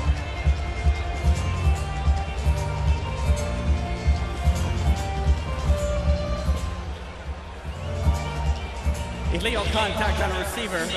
Montreal, number 32. 10-yard penalty, first down, Hamilton. So take away the sack. Contact, interference against the Alouettes. Mitchell White. The drive stays alive for the Cats. You think back to that first half of this ball game and the Hamilton touchdown on a drive that was extended by a Montreal penalty. They're working on the back of the neck on Zach Collaros. We'll try to get an update. Ray Hawley on a delayed draw. As Jeff Matthews takes over now. Well, and what Hamilton's anticipating with that play call is that new quarterback in the game getting his first live CFL action, that Montreal is going to be sending some different things in terms of blitz, trying to send a lot of pressure. They're trying to slow that down a little bit with a key breaker in terms of that draw play. Matthews has thrown a couple of passes already in the young season. Played a lot in the preseason. Hawley into block. Now he'll go outside. They swing it out to Hawley. Has some room now out in an island. And again, another penalty coming. And it looked like another first down gain for the Cat running back. This could go against the Alouettes again, and it might be against Kyler Ellsworth. Roughing the passer, Montreal, number 41. 15 yards at the end of the play, automatic first down. Alouettes not helping themselves on this drive here with backup Jeff Matthews in the game. Ellsworth, middle linebacker, comes on a twist and is freed up. But arrives just a little bit late. Zero tolerance in terms of that extra little nudge on the quarterback. It's been called consistently over the last couple of years. You got to lay off when the ball's gone. 23-year-old Jeff Matthews, Cornell University. Here's the blitz. Oh, Matthews is jolted. Blindside smash from Winston Venable. And Venable is just coming free off the edge. If you look at the number that they've got up on that line, 7 there, maximum of 6 to protect. How many are coming? All 7 are occupying people. They have enough to block them because some of them are kind of on the slow blitz. But they're occupying the defenders still. Matthews is down. Incomplete pass, but look who's back in. Zach Collaros. On 2nd and 10. Here they come again. Collaros now looking for Terrell Sinkfield. Can't make the big play downfield. Coverage again from Mitchell White. Chip Cox in the area. So Zach Collaros was being worked on, and a challenge flag now from Kent Austin. Possible contact and interference call downfield. So Kent Austin will use a challenge flag here. This is the first he has thrown this season. And you could see Sinkfield as the ball was on its way in. There was a little bit of a collision between he and Mitchell White, who's the guy picking him up deep. So here you've got Sinkfield headed for the hash. White is going to pick him up as he arrives deep. Watch, it looks like their feet kind of get tangled.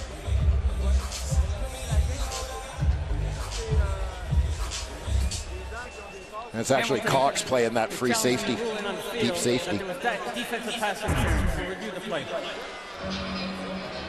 So they'll take this to CFL command. They'll look at it and see if this penalty-aided drive already will stay alive with another penalty.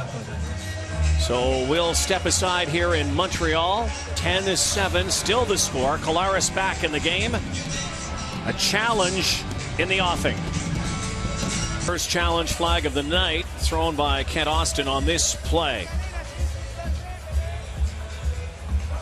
Chip Cox picking up the deep crosser. Initially it looks like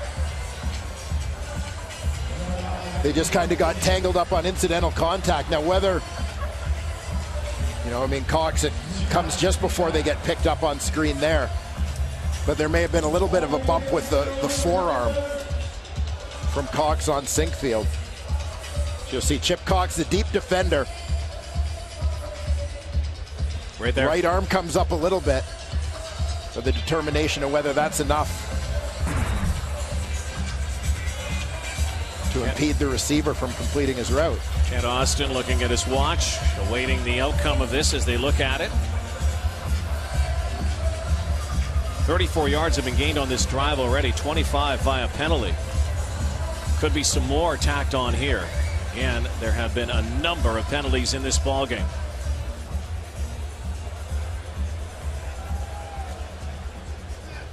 Just waiting for the verdict.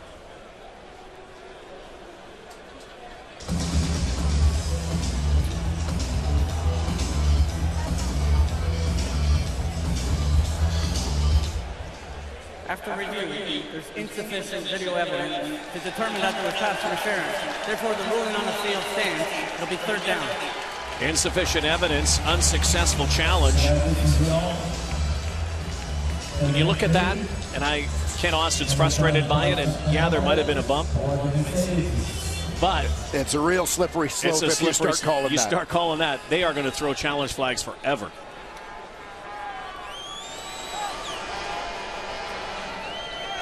Zach Collaros apparently going to the locker room. Again, we'll try to update you on his status. Good kick. Steph Logan stepped out of bounds. Great job by Hugh O'Neill on that punt. 11:58 to go in the third quarter, so Zach Collaros appeared to be a bit of a neck issue.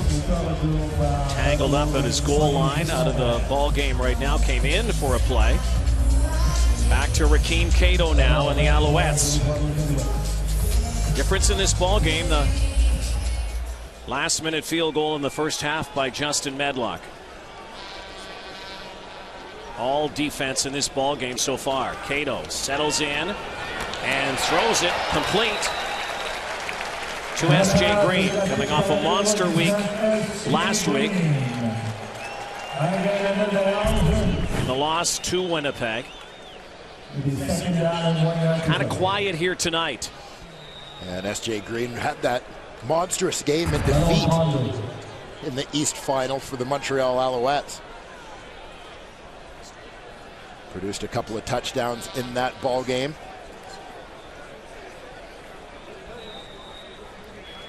Second and 1. Mississauga's Brandon Bridge behind center. Boy, he's probably saying if this would have only happened in that first half. Yeah, there's, I think, a little bit of a sarcastic cheer from the Alouette faithful here as they're successful on that quarterback sneak. Here's S.J. Green's numbers. And you see the numbers so far this season, 285 yards through the first 3 games. Remarkably, last year, took S.J. Green until his 8th game of the year, September 12th, to reach 285 yards. Zach Collaros apparently has returned to the sideline. Handing it off now as Brandon Rutley gets some time here. Rutley, who played late last season, played in the East Final for the Tiger Cats. Out of San Jose State, activated this week. His first touch of the ball game, and it's a first down. And a little bit of the commitment to running the football is indicated here by the Montreal Alouettes. They've got 3 American running backs dressed for this ball game in Sutton, Rutley, and of course Steph Logan. Went to a 2-back set with J.C. Beaulieu in at fullback on that one.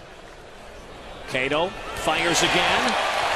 Think about Rakeem Cato. He's a precision quarterback. He can toss that ball. Fred Stamps, who got hurt late in the first half, obviously okay right now. Another catch for him. He moves closer to 100. 5 catches, 85 yards for the former Eskimo. First season with the Owls. And once again, just shy of a first down, so that will bring up Brandon Bridge again. What's looming large in this game is that goal line stand where Bridge and the Alouettes were stopped. 3 quarterback sneaks, and Bridge behind center this time. And it looks like they will get the first down, and a penalty flag, objectionable conduct. Some unnecessary roughness afterwards. We'll see what happens here. Right on the 55-yard line, the midfield stripe. Justin Hickman's not happy. After foul, unnecessary roughness. Hamilton, number 5, 15 yards, automatic first down. More penalties, this time against the Cats. Let's see what happened. Yeah, keep an eye on Justin Hickman. There's the back. You see the number 5. He's going to go reaching into the pile for the Alouette quarterback here. And pulls him out of there head first, right in front of a couple of officials. He's got to make a better decision than that. Bridge back to the sideline. Cato again. Open man. Green has a block. S.J. Green got a great block downfield from Alex Charette. Yards after the catch. They move close to the score zone here. Well, you talk all the time about making big plays against blitz to discourage the defense. Sometimes you just make blocks like this to discourage the defense from blitzing. Watch Eric Harris coming from depth, and watch Terrell Sutton. Boom.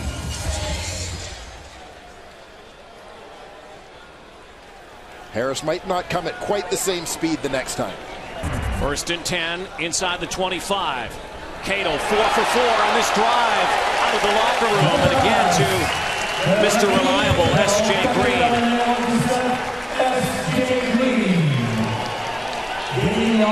It's got Cato as his sidekick. Maybe he's the S.J. Green Hornet. I like that. Yeah. The Green Hornet and Cato. See that becoming a dynamic duo, and of course for such a long time it was S.J. and A.C. Anthony Calvillo, now the receivers coach for the Alouettes. Keem Cato, just his 3rd game starting for the Owls. Pump fake now, goes backwards. They can't catch this guy. Sutton now, look out, as he's leveled by Taylor Reed. Taylor Reed's got his eyes on that running back all the way. Up quickly to make a tackle as Cato delivers that outlet pass. Spindly Rakeem Cato able to get out of trouble, but this was trouble right away. And if not for the pressure, Cato may have been able to get the ball downfield. You can see Nick Lewis had a little bit of space. Second down, loss of 6. 16 to go. Deep drop. Cato now has time. Wants to throw. He does. Touchdown! S.J. Green. An absolute beauty. Cato delivers to the Green Hornet.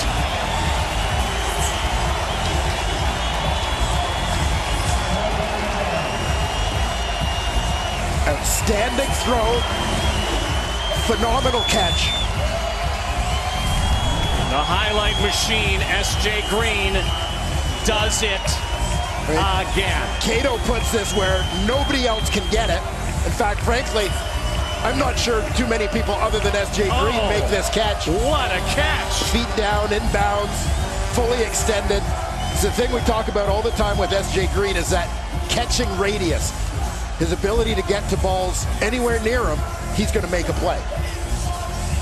Ryan Smith, you may have some competition in 1v1.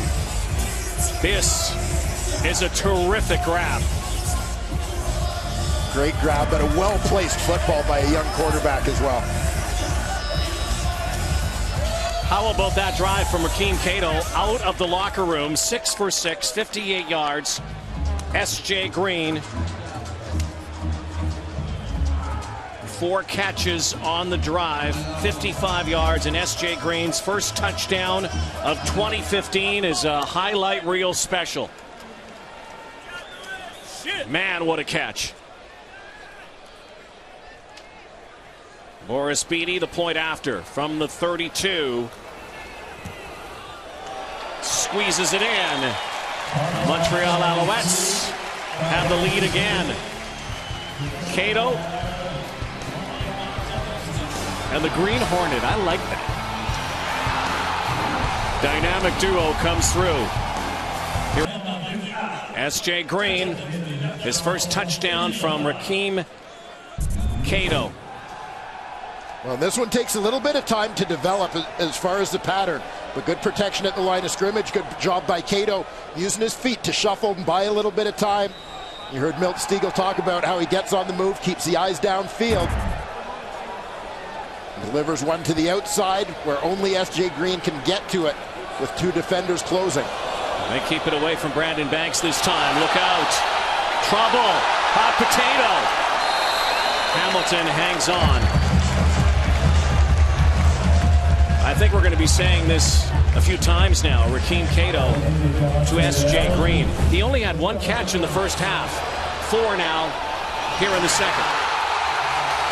Yeah, I mean, the chemistry between these 2 guys was very clear last week. I think when you look at a young quarterback being put in a situation to succeed, what Rakeem Cato has is an offensive line that gives you the chance to have a pretty good running game. Now, obviously, Hamilton is focused on that defensively here and eliminating that. So it moves on to the next factor for success for the young quarterback, an experienced group of receivers that he can rely on to make some plays for him. Zach Collaros now trying to answer. Boy, a couple of turning points in this ball game. Collaros now takes off his back foot, incomplete. You think back to that goal line stand that was initialized by Hamilton, stopping Montreal in the first half. Big turning point there. You think about the Brandon Banks 110-yard touchdown that was called back because of penalty. That's another turning point. And who knows, last team to get the ball here tonight might actually win this game.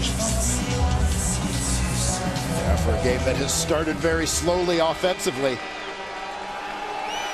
can start to see things pick up a little bit. Second down and 10 again for the Cats. From their 30, here comes the rush again. Collaros now has to get out of the pocket and throw once again. Going the other way, but Bakari Grant hauls it in. What a big play for the Hamilton Tiger Cats. Their S.J. Green is this guy. Bakari Grant gets them out of a big 2nd and 10 hole deep in their own territory. Moving it to the Alouette 45-yard line. 34-yard pickup. Bakari Grant, number 2 receiver. You've got 2 men deep in that coverage.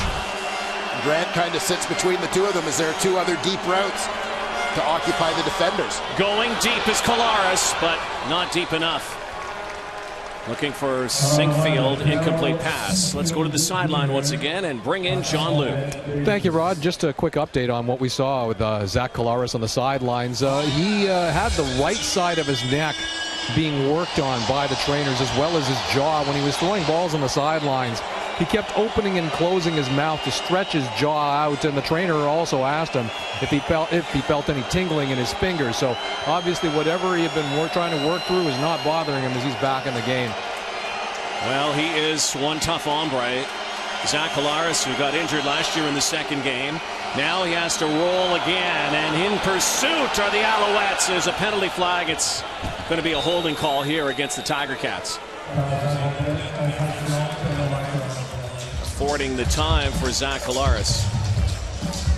Zach Collaros coming back in this game surprises no one. No, absolutely not. tough as nails and competitive as they come. Holding. Hamilton, number 64. Penalty is declined. Third down. Third down. There's the former Alouette, Ryan Bauman, such a big part of the Owls for a few years here, since 2010. Yeah, making the move a little bit closer to home. Native of Burlington, Ontario, out of Assumption High School. And of course, he's another one of those Guelph Griffins. His beard is not quite Hugh O'Neill-like yet, but I'll tell you what, he's growing a pretty good one. O'Neill angling again for Logan.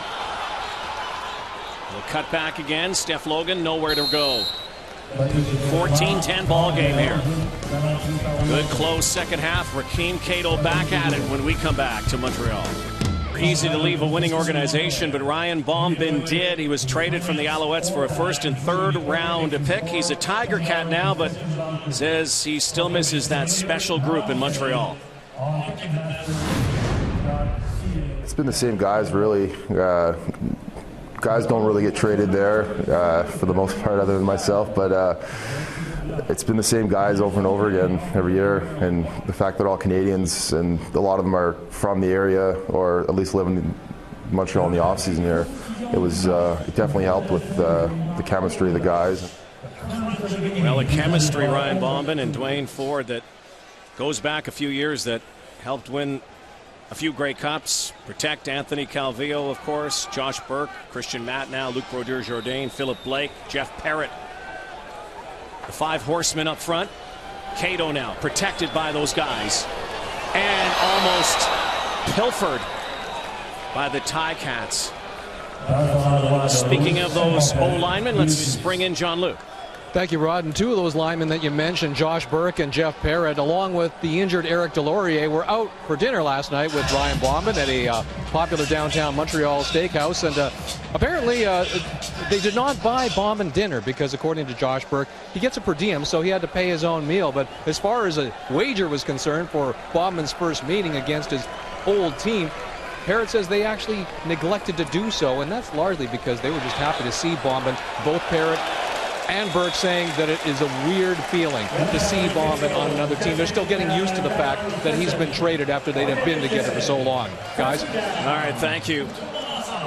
Imagine what that bill was like. Did they run out of food at that restaurant? Well, I wouldn't doubt it. I wouldn't doubt it. But, you know, you saw Ryan Bauman sporting the beard. He says the beard was actually sort of inspired by his old wingman, the guy that played beside him the last couple of years, Jeff Parrott. He says, no, I trim mine a little bit more than Jeff. 12-yard pickup from Terrell Sutton now. Alex Charette, former Griffin, Guelph of St. Catharines, Ontario, and St. Francis Secondary School. What a great moment for Alex Charette and that school. Drafted in the 4th round this year by the Owls. The first time ever that an athlete from that school was drafted by a pro team. And Alex Charette also played a little bit of football with the Niagara Spears in the OVFL. Pretty good draft class for the Alouettes, though. They've kept most of these guys, whether on the active or practice roster. Good read there by Rakeem Cato. Saw an opening, saw daylight, took it, got the first down. Now 5 for 5 in the second half on second down conversions, and Rakeem Cato is getting his feet under him here. Yeah, and I love the decision making here. Whether anything's open or not, what he sees is all sorts of green in front of him. He's just going to take it, make a play, move the sticks, low risk play to pick up significant yardage. Kid from the mean streets, inner city Miami, Liberty City, has another completion, and are they calling it incomplete? They are. That's a big break for the Alouettes. S.J. Green dropping the football. Which normally doesn't happen, but it would have been a fumble recovery by the Cats. That defender on Green very quickly. I think it was his former teammate Ed Gainey.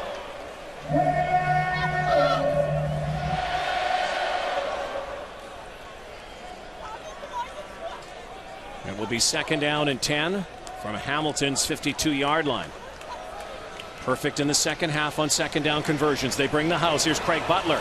Lobs it out for Sutton just a little bit too far. But again, a penalty flag.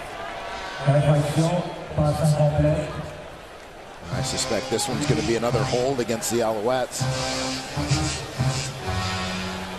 Holding Montreal, number 54.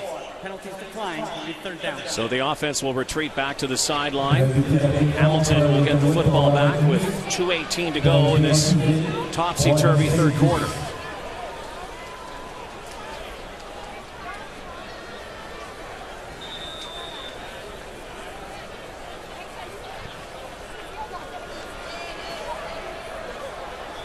And kicked out of bounds. They're going to spot it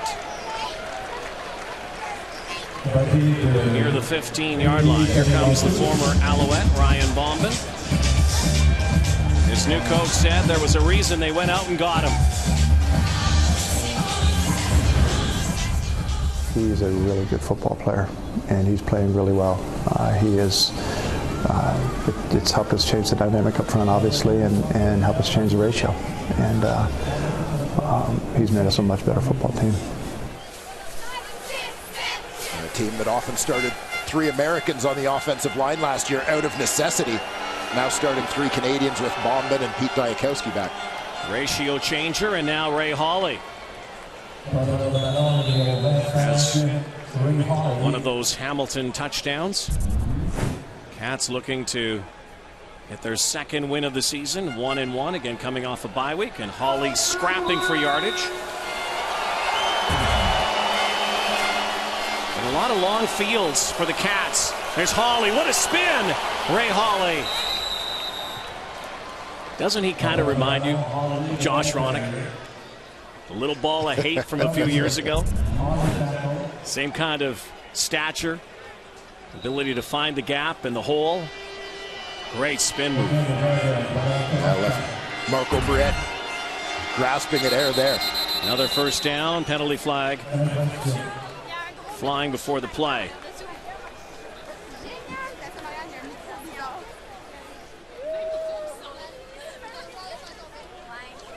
Procedure. Hamilton, number 67. 5-yard penalty, remains first down. That is Pete Diakowski. Another procedure call, the 4th tonight against the Cats. Pete Diakowski, his 9th year, the longest serving member of these Tiger Cats. Final minute. Down 4.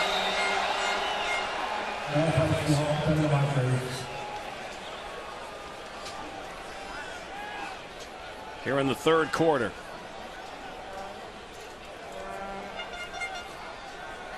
Procedure. Hamilton, number 61. 5-yard penalty, remains first down. Well, Ken Austin's head might just blow off soon.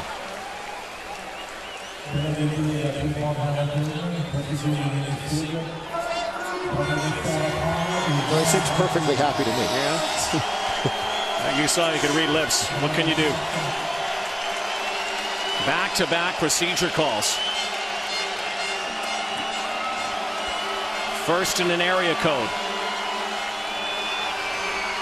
Quick hitter far side, and they're going to call it incomplete. And good thing again for the Cats. Otherwise, it might have gone back for a touchdown. So ineffective right now are the Cats offensively, mostly because of Montreal's D. And the Alouettes do a nice job there. Ball's out early, but they're just going to sit back, keep everything in front of them, come forward and make a play. Second and very long. 2nd and 20, and sit back now. They show 4 and will rush 3. Collaros now has time and is hit as he throws, and Andy Fantuz made the catch at the first down marker. What a throw, what a catch. It was going to take a little bit of creativity from Collaros here to buy enough time for this to develop in order to get 20-yard routes out of his receivers. And on the scramble, you see Fantuz, bottom of the screen, is mirroring him across the field. Eventually, Collaros picks him up and has an opportunity to swivel and throw. Pump fake here. Comes to the near side. One hopper for Sinkfield. Well, Andy Fantuz has been there and done that. The 31-year-old from Chatham now. 10th season in the Canadian Football League. Arguably one of Canada's best receivers over the last decade. Former Rough Rider, of course. Western Mustang. He is so clutch in those second down situations, though, knowing where to go to that second down marker, to that first down marker. Last play, third quarter. They don't get it off. There's a flag. Play clock. Time count violation. Came down to 0. Number 4. 5-yard penalty remains in the second down. Be one more play left in this quarter. Tiger Cats are kind of doing this drive the hard way. 2 steps forward, 1 step back, it seems, every time. Hard to get a lot of rhythm almost every second or third play. They're taking penalties. Again, barring penalty, final play, third quarter. Resets it, changes the play. Now out of the pocket and winging it out again. Taekwon Underwood hangs on, taking a jolt, but another Hamilton first down. They'll change sides, and the Tiger Cats will have the ball in Montreal territory, down 4, heading to the fourth quarter. Both teams looking for win number 2 on the season.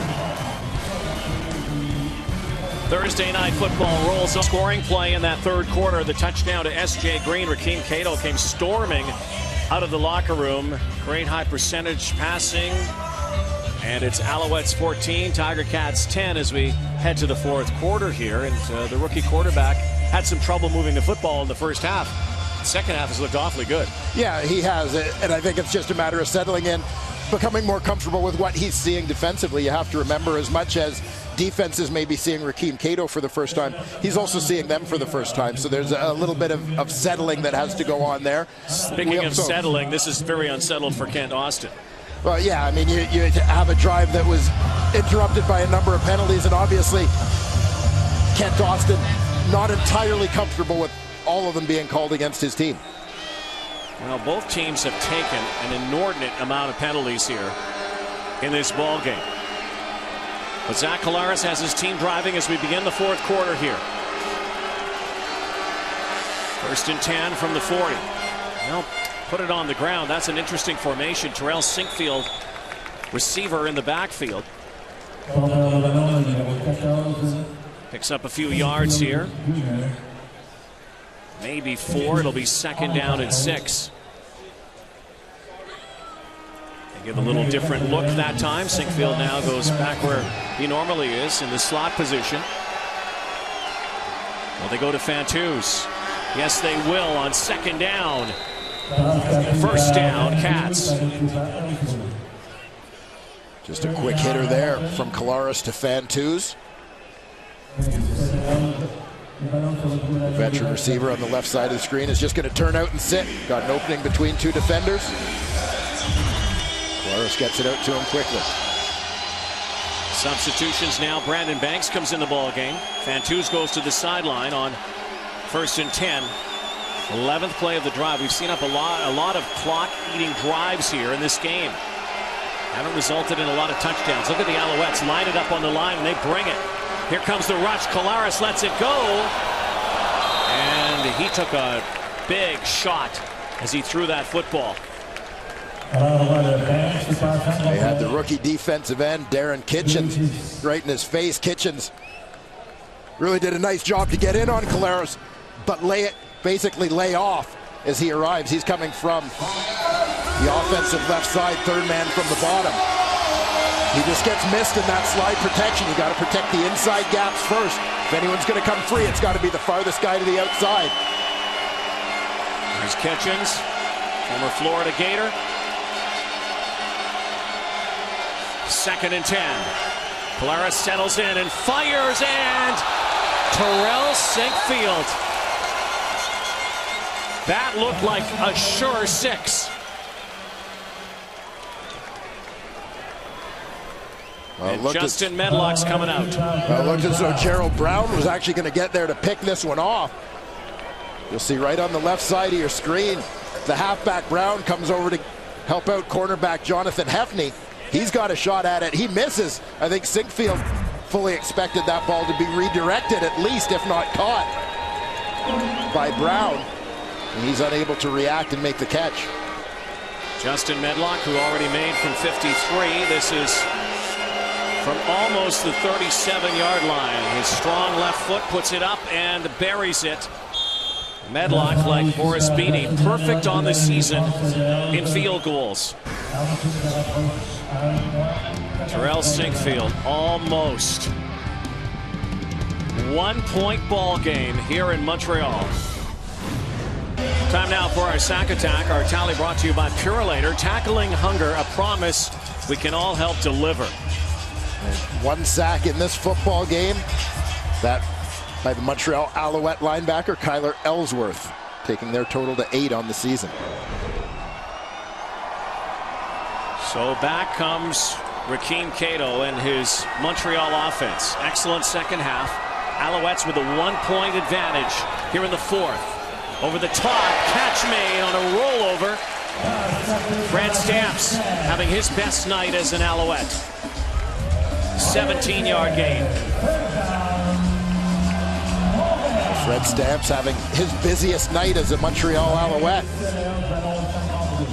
Bottom middle of your screen.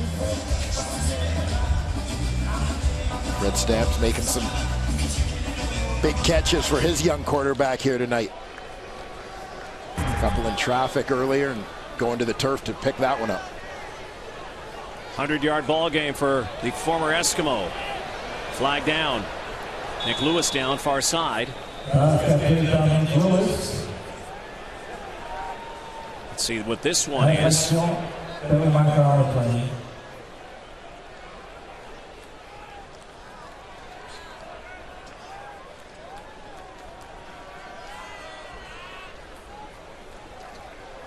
Illegal formation, no end. Montreal, a penalty is declined. He's second down.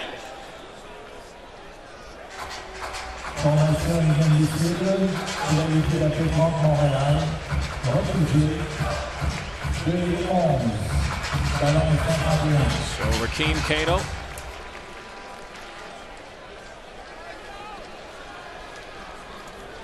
Former star at Marshall.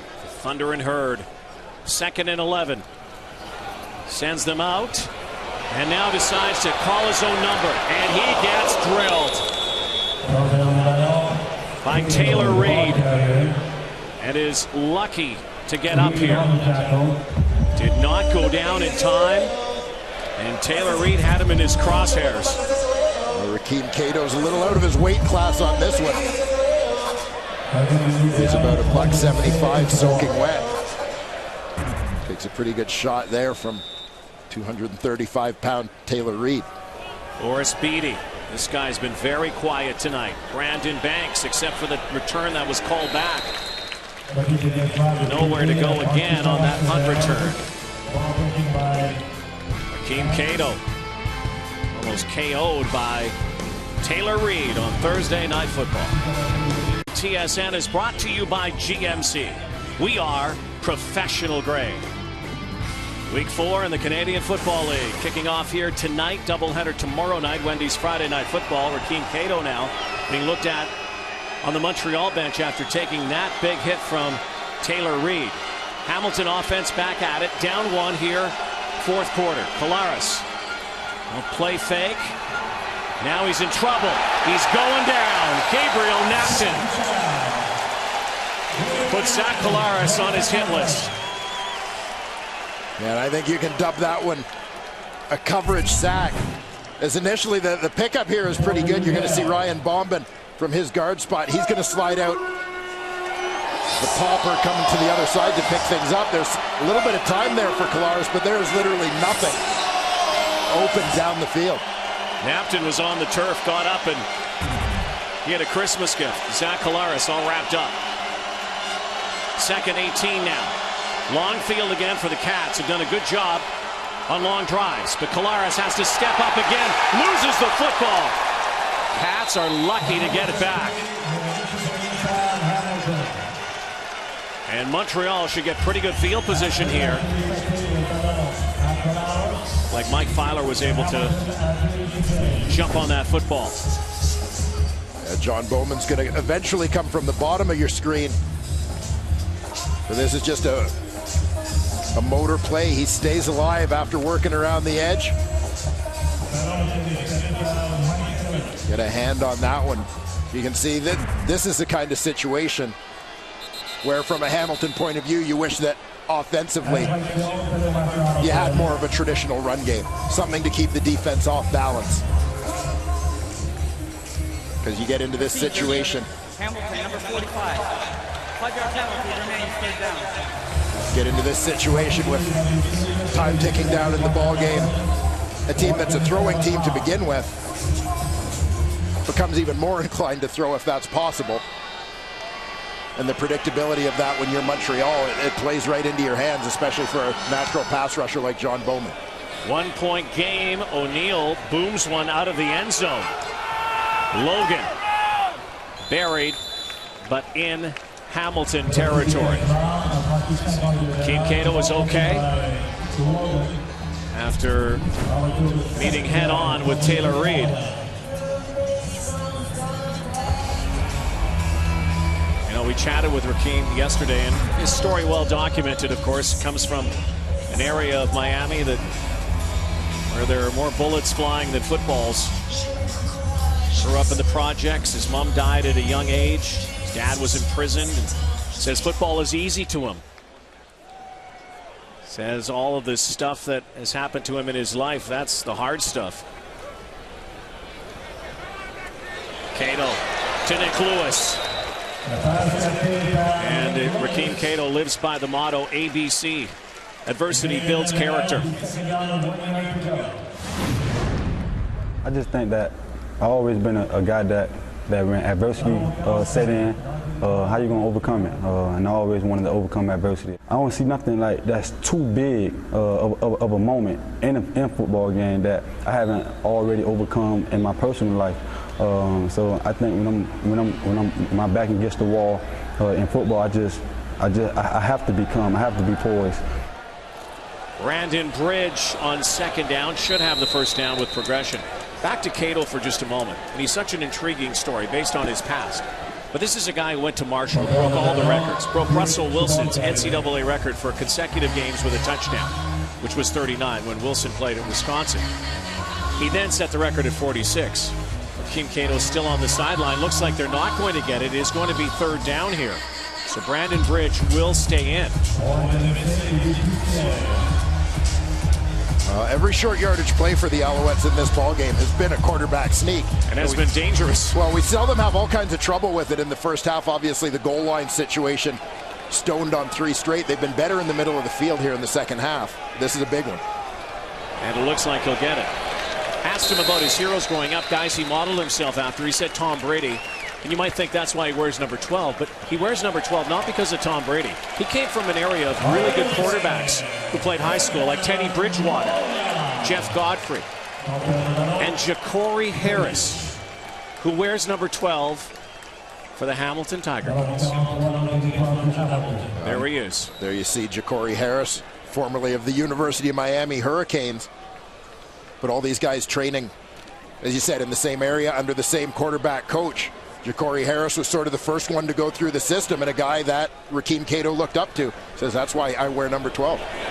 Number 12 gives it off to Samuel Giguere, the former Hamilton Tiger Cat. Big playmaker when he was with the Cats, comes over to his home province in the offseason. Former Sherbrooke star, who of course played in the NFL with the Indianapolis Colts.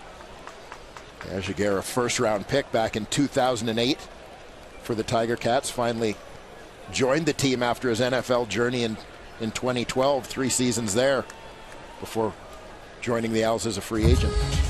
Nick Lewis being attended to here.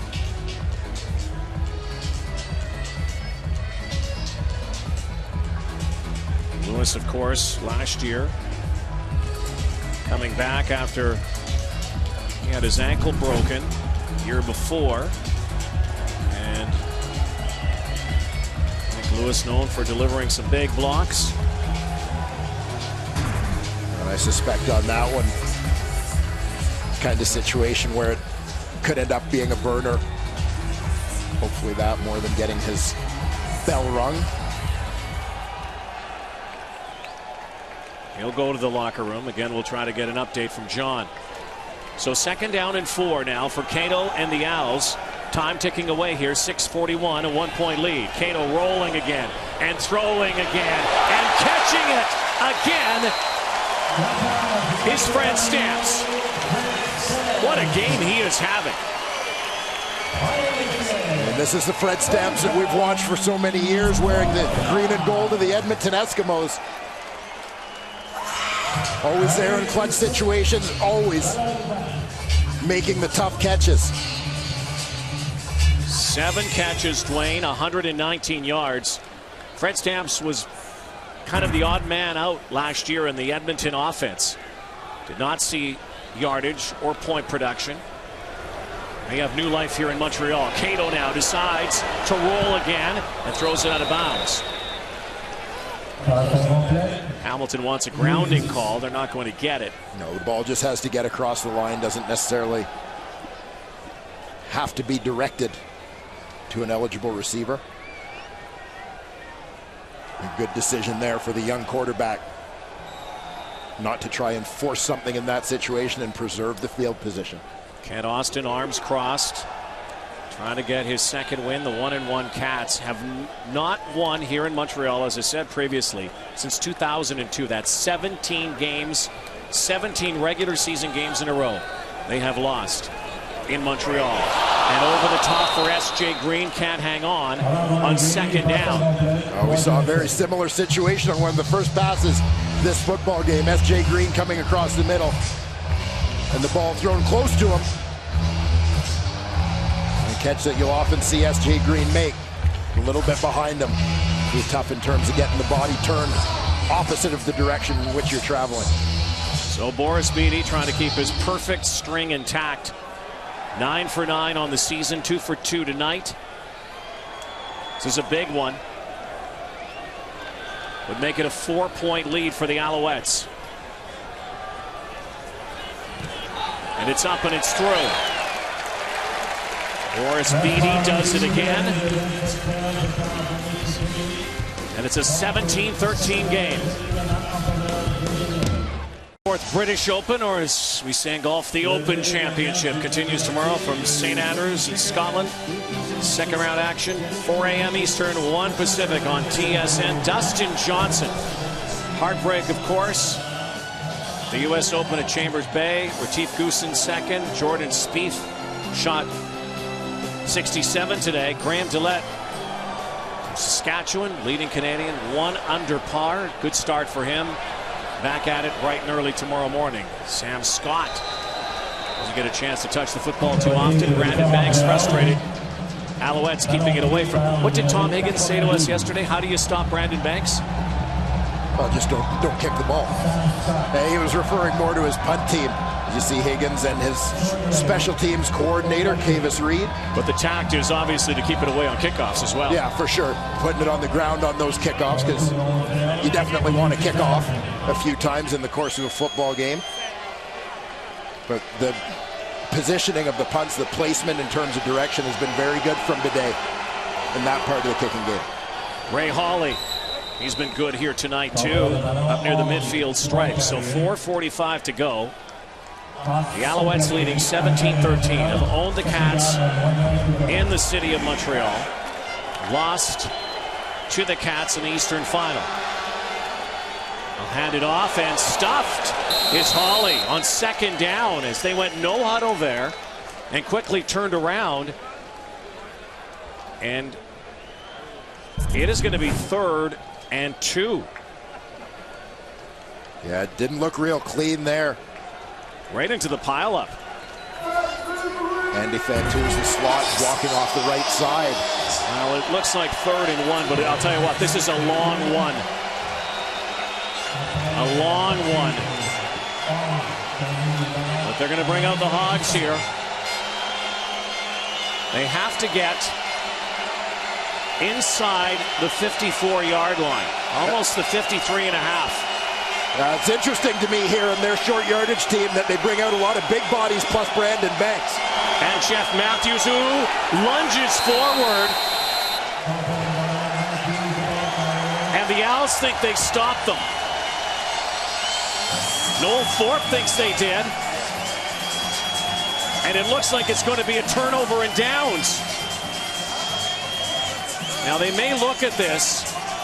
Well, based on where the ball is sitting right now, it sure doesn't look like they got it, comparing the ball to the markers on the sideline. But did his progression, moving forward with the football, get him the first down? They give him a mark way before that first down marker. So it will be Montreal football.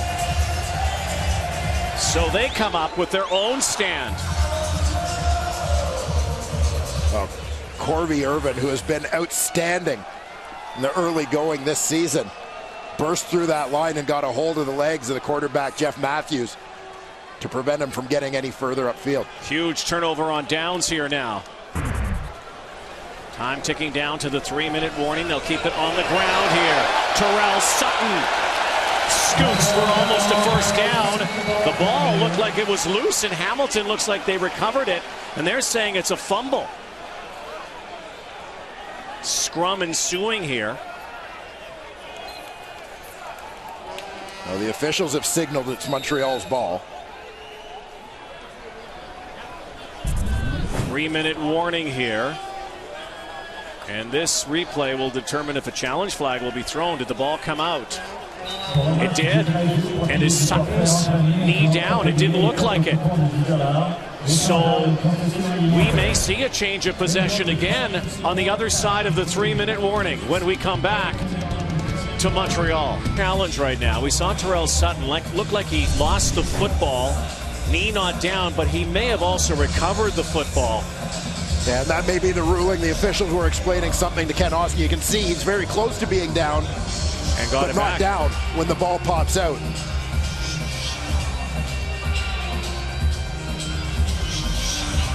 Let's see if Sutton pulls this one back in, and it was maybe wrestled away from him after possession was determined. And Ken Austin's spotters in the sky may have also seen that and realized no need. 2nd and inches.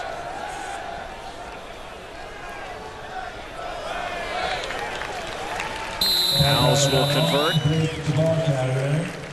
We'll move the football again, and time is the enemy now for the Cats, who again will go back on the road for their next game in Saskatchewan, then eventually come home. First 4 games on the road, never been done in CFL history because of the Pan Am Games. They're out of their stadium. But wanting desperately to go to 2-1 here tonight. Well, the Tiger Cats, through much of this ball game, have been very good against the run, keeping Terrell Sutton in the ground game in check. Now's when they need it. Cato, play action. He's chased and throws. And throwing it out of bounds. And a penalty flag again. This is possible. You may have an illegal man downfield for Montreal, as it looked like the guy close to that first down marker that looked like a Montreal receiver was actually their center, Luc Brodeur-Jourdain.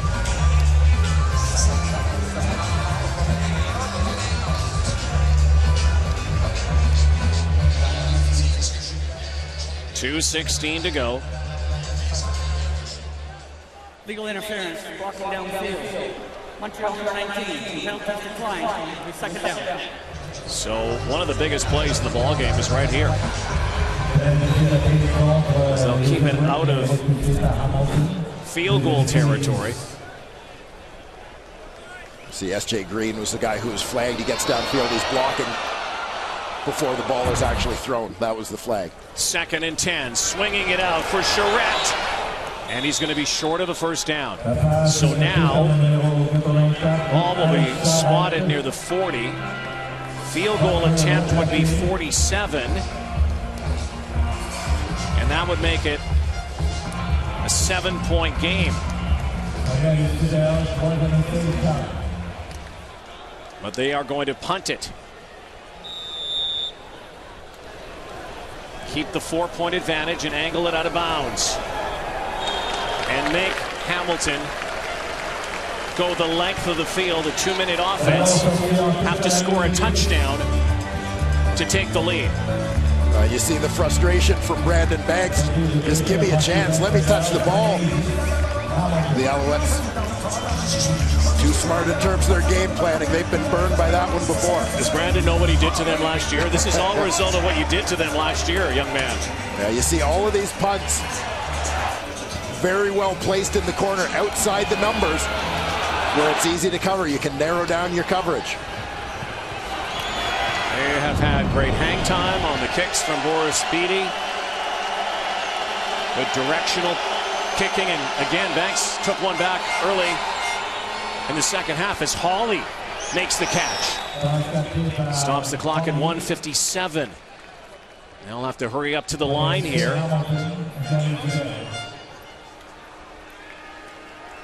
Close one here tonight in Montreal.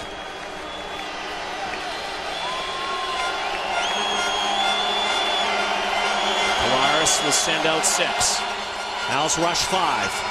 Crossing pattern for Grant. Nowhere to go. Billy Parker all over him. Maybe 2. Billy Parker, the halfback, in man coverage, trailing Grant on that crossing route. Haven't had many big plays in the second half, the Cats. Bakari Grant in the first half. Andy Fantou's 1 or 2. This has been the guy on a second down play. May have caught the Alouettes there thinking pass. They move the sticks on a rare running play. Yeah, there haven't been a lot of handoffs from the Hamilton Tiger Cats in this ball game, but they've had pretty productive plays when they have. The risk now, of course, though, is trying to manage the clock when you do turn to the run. Al's loaded up. Here they come. And it's up for grabs. It is caught. Alan Michael Cash brings it in with 1:20 to go. Alan Michael Cash, at 290+ pounds, leads the Montreal Alouettes in interceptions. His second of the season as it gets batted up and into his midst. And now the Alouettes can use the clock here. Still not over. They can use the clock, get another first down. They could pretty much seal it.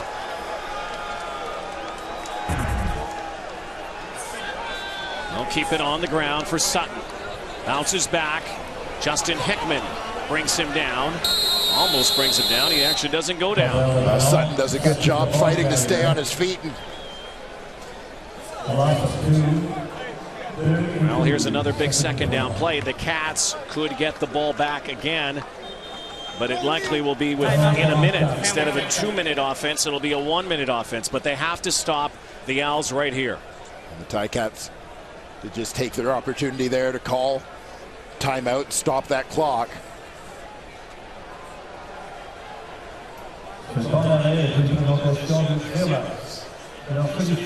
Orlando Steinauer's D have a big play in them. The Alouettes aren't trying to surprise anybody. They've got their big guys in there, 6 offensive linemen. Turk Schonert, the offensive coordinator. You saw Anthony Calvillo come in. He's the receivers coach now. Zach Collaros wants the ball back desperately. Will he get it back?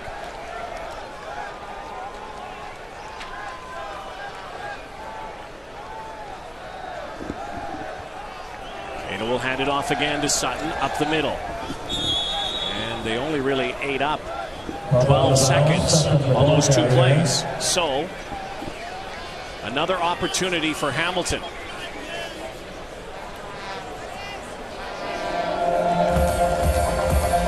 And Boris Beatty will come out again.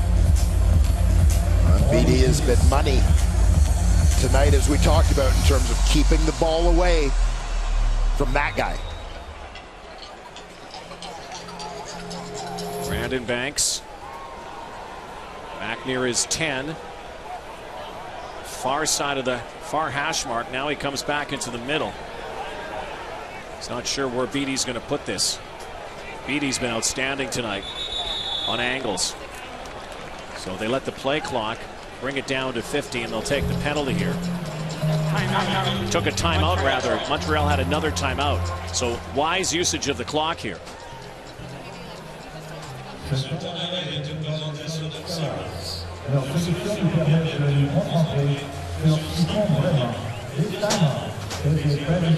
Not a lot of time. They're going to have good field position because they haven't had big play capability tonight against this Montreal D. No, Montreal has kept them in check. It seems like Hamilton's most damaging plays have been a handful of runs that have been in kind of the 10-yard range. Other than that, relatively limited in terms of the big plays, largely because their big play guy has had his opportunities to touch the ball limited. Beatty. Will this stay in bounds? It does. Brandon Banks wants to get out of bounds now. They're on him again. 40 seconds left for the Hamilton Tiger Cats to march the field, try to pull out a rare win in Montreal. All spotted. 23-yard line.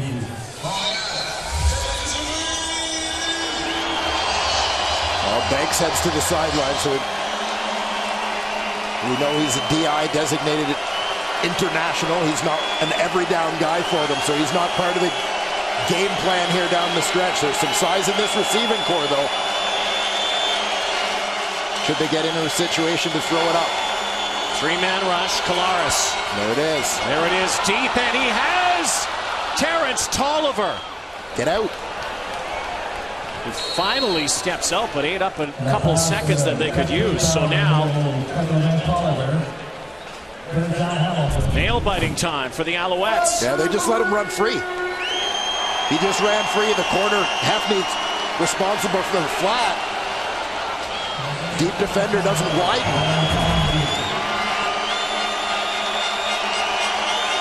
First and 10, 29 to go from the 43. Collaros again.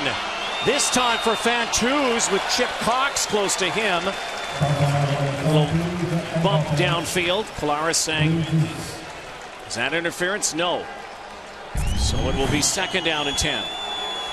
We've seen Chip Cox, a big part of Montreal's deep coverage tonight. And a big part of limiting the big play threat, the deep balls, for the most part, from the Hamilton Tiger Cats. When the Cats have wanted big plays on second down, it's usually been Fantuz. But don't forget about the Bakari Grant. 23 left here.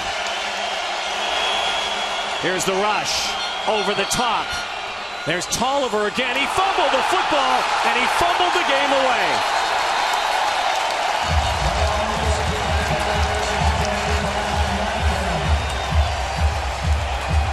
Game over.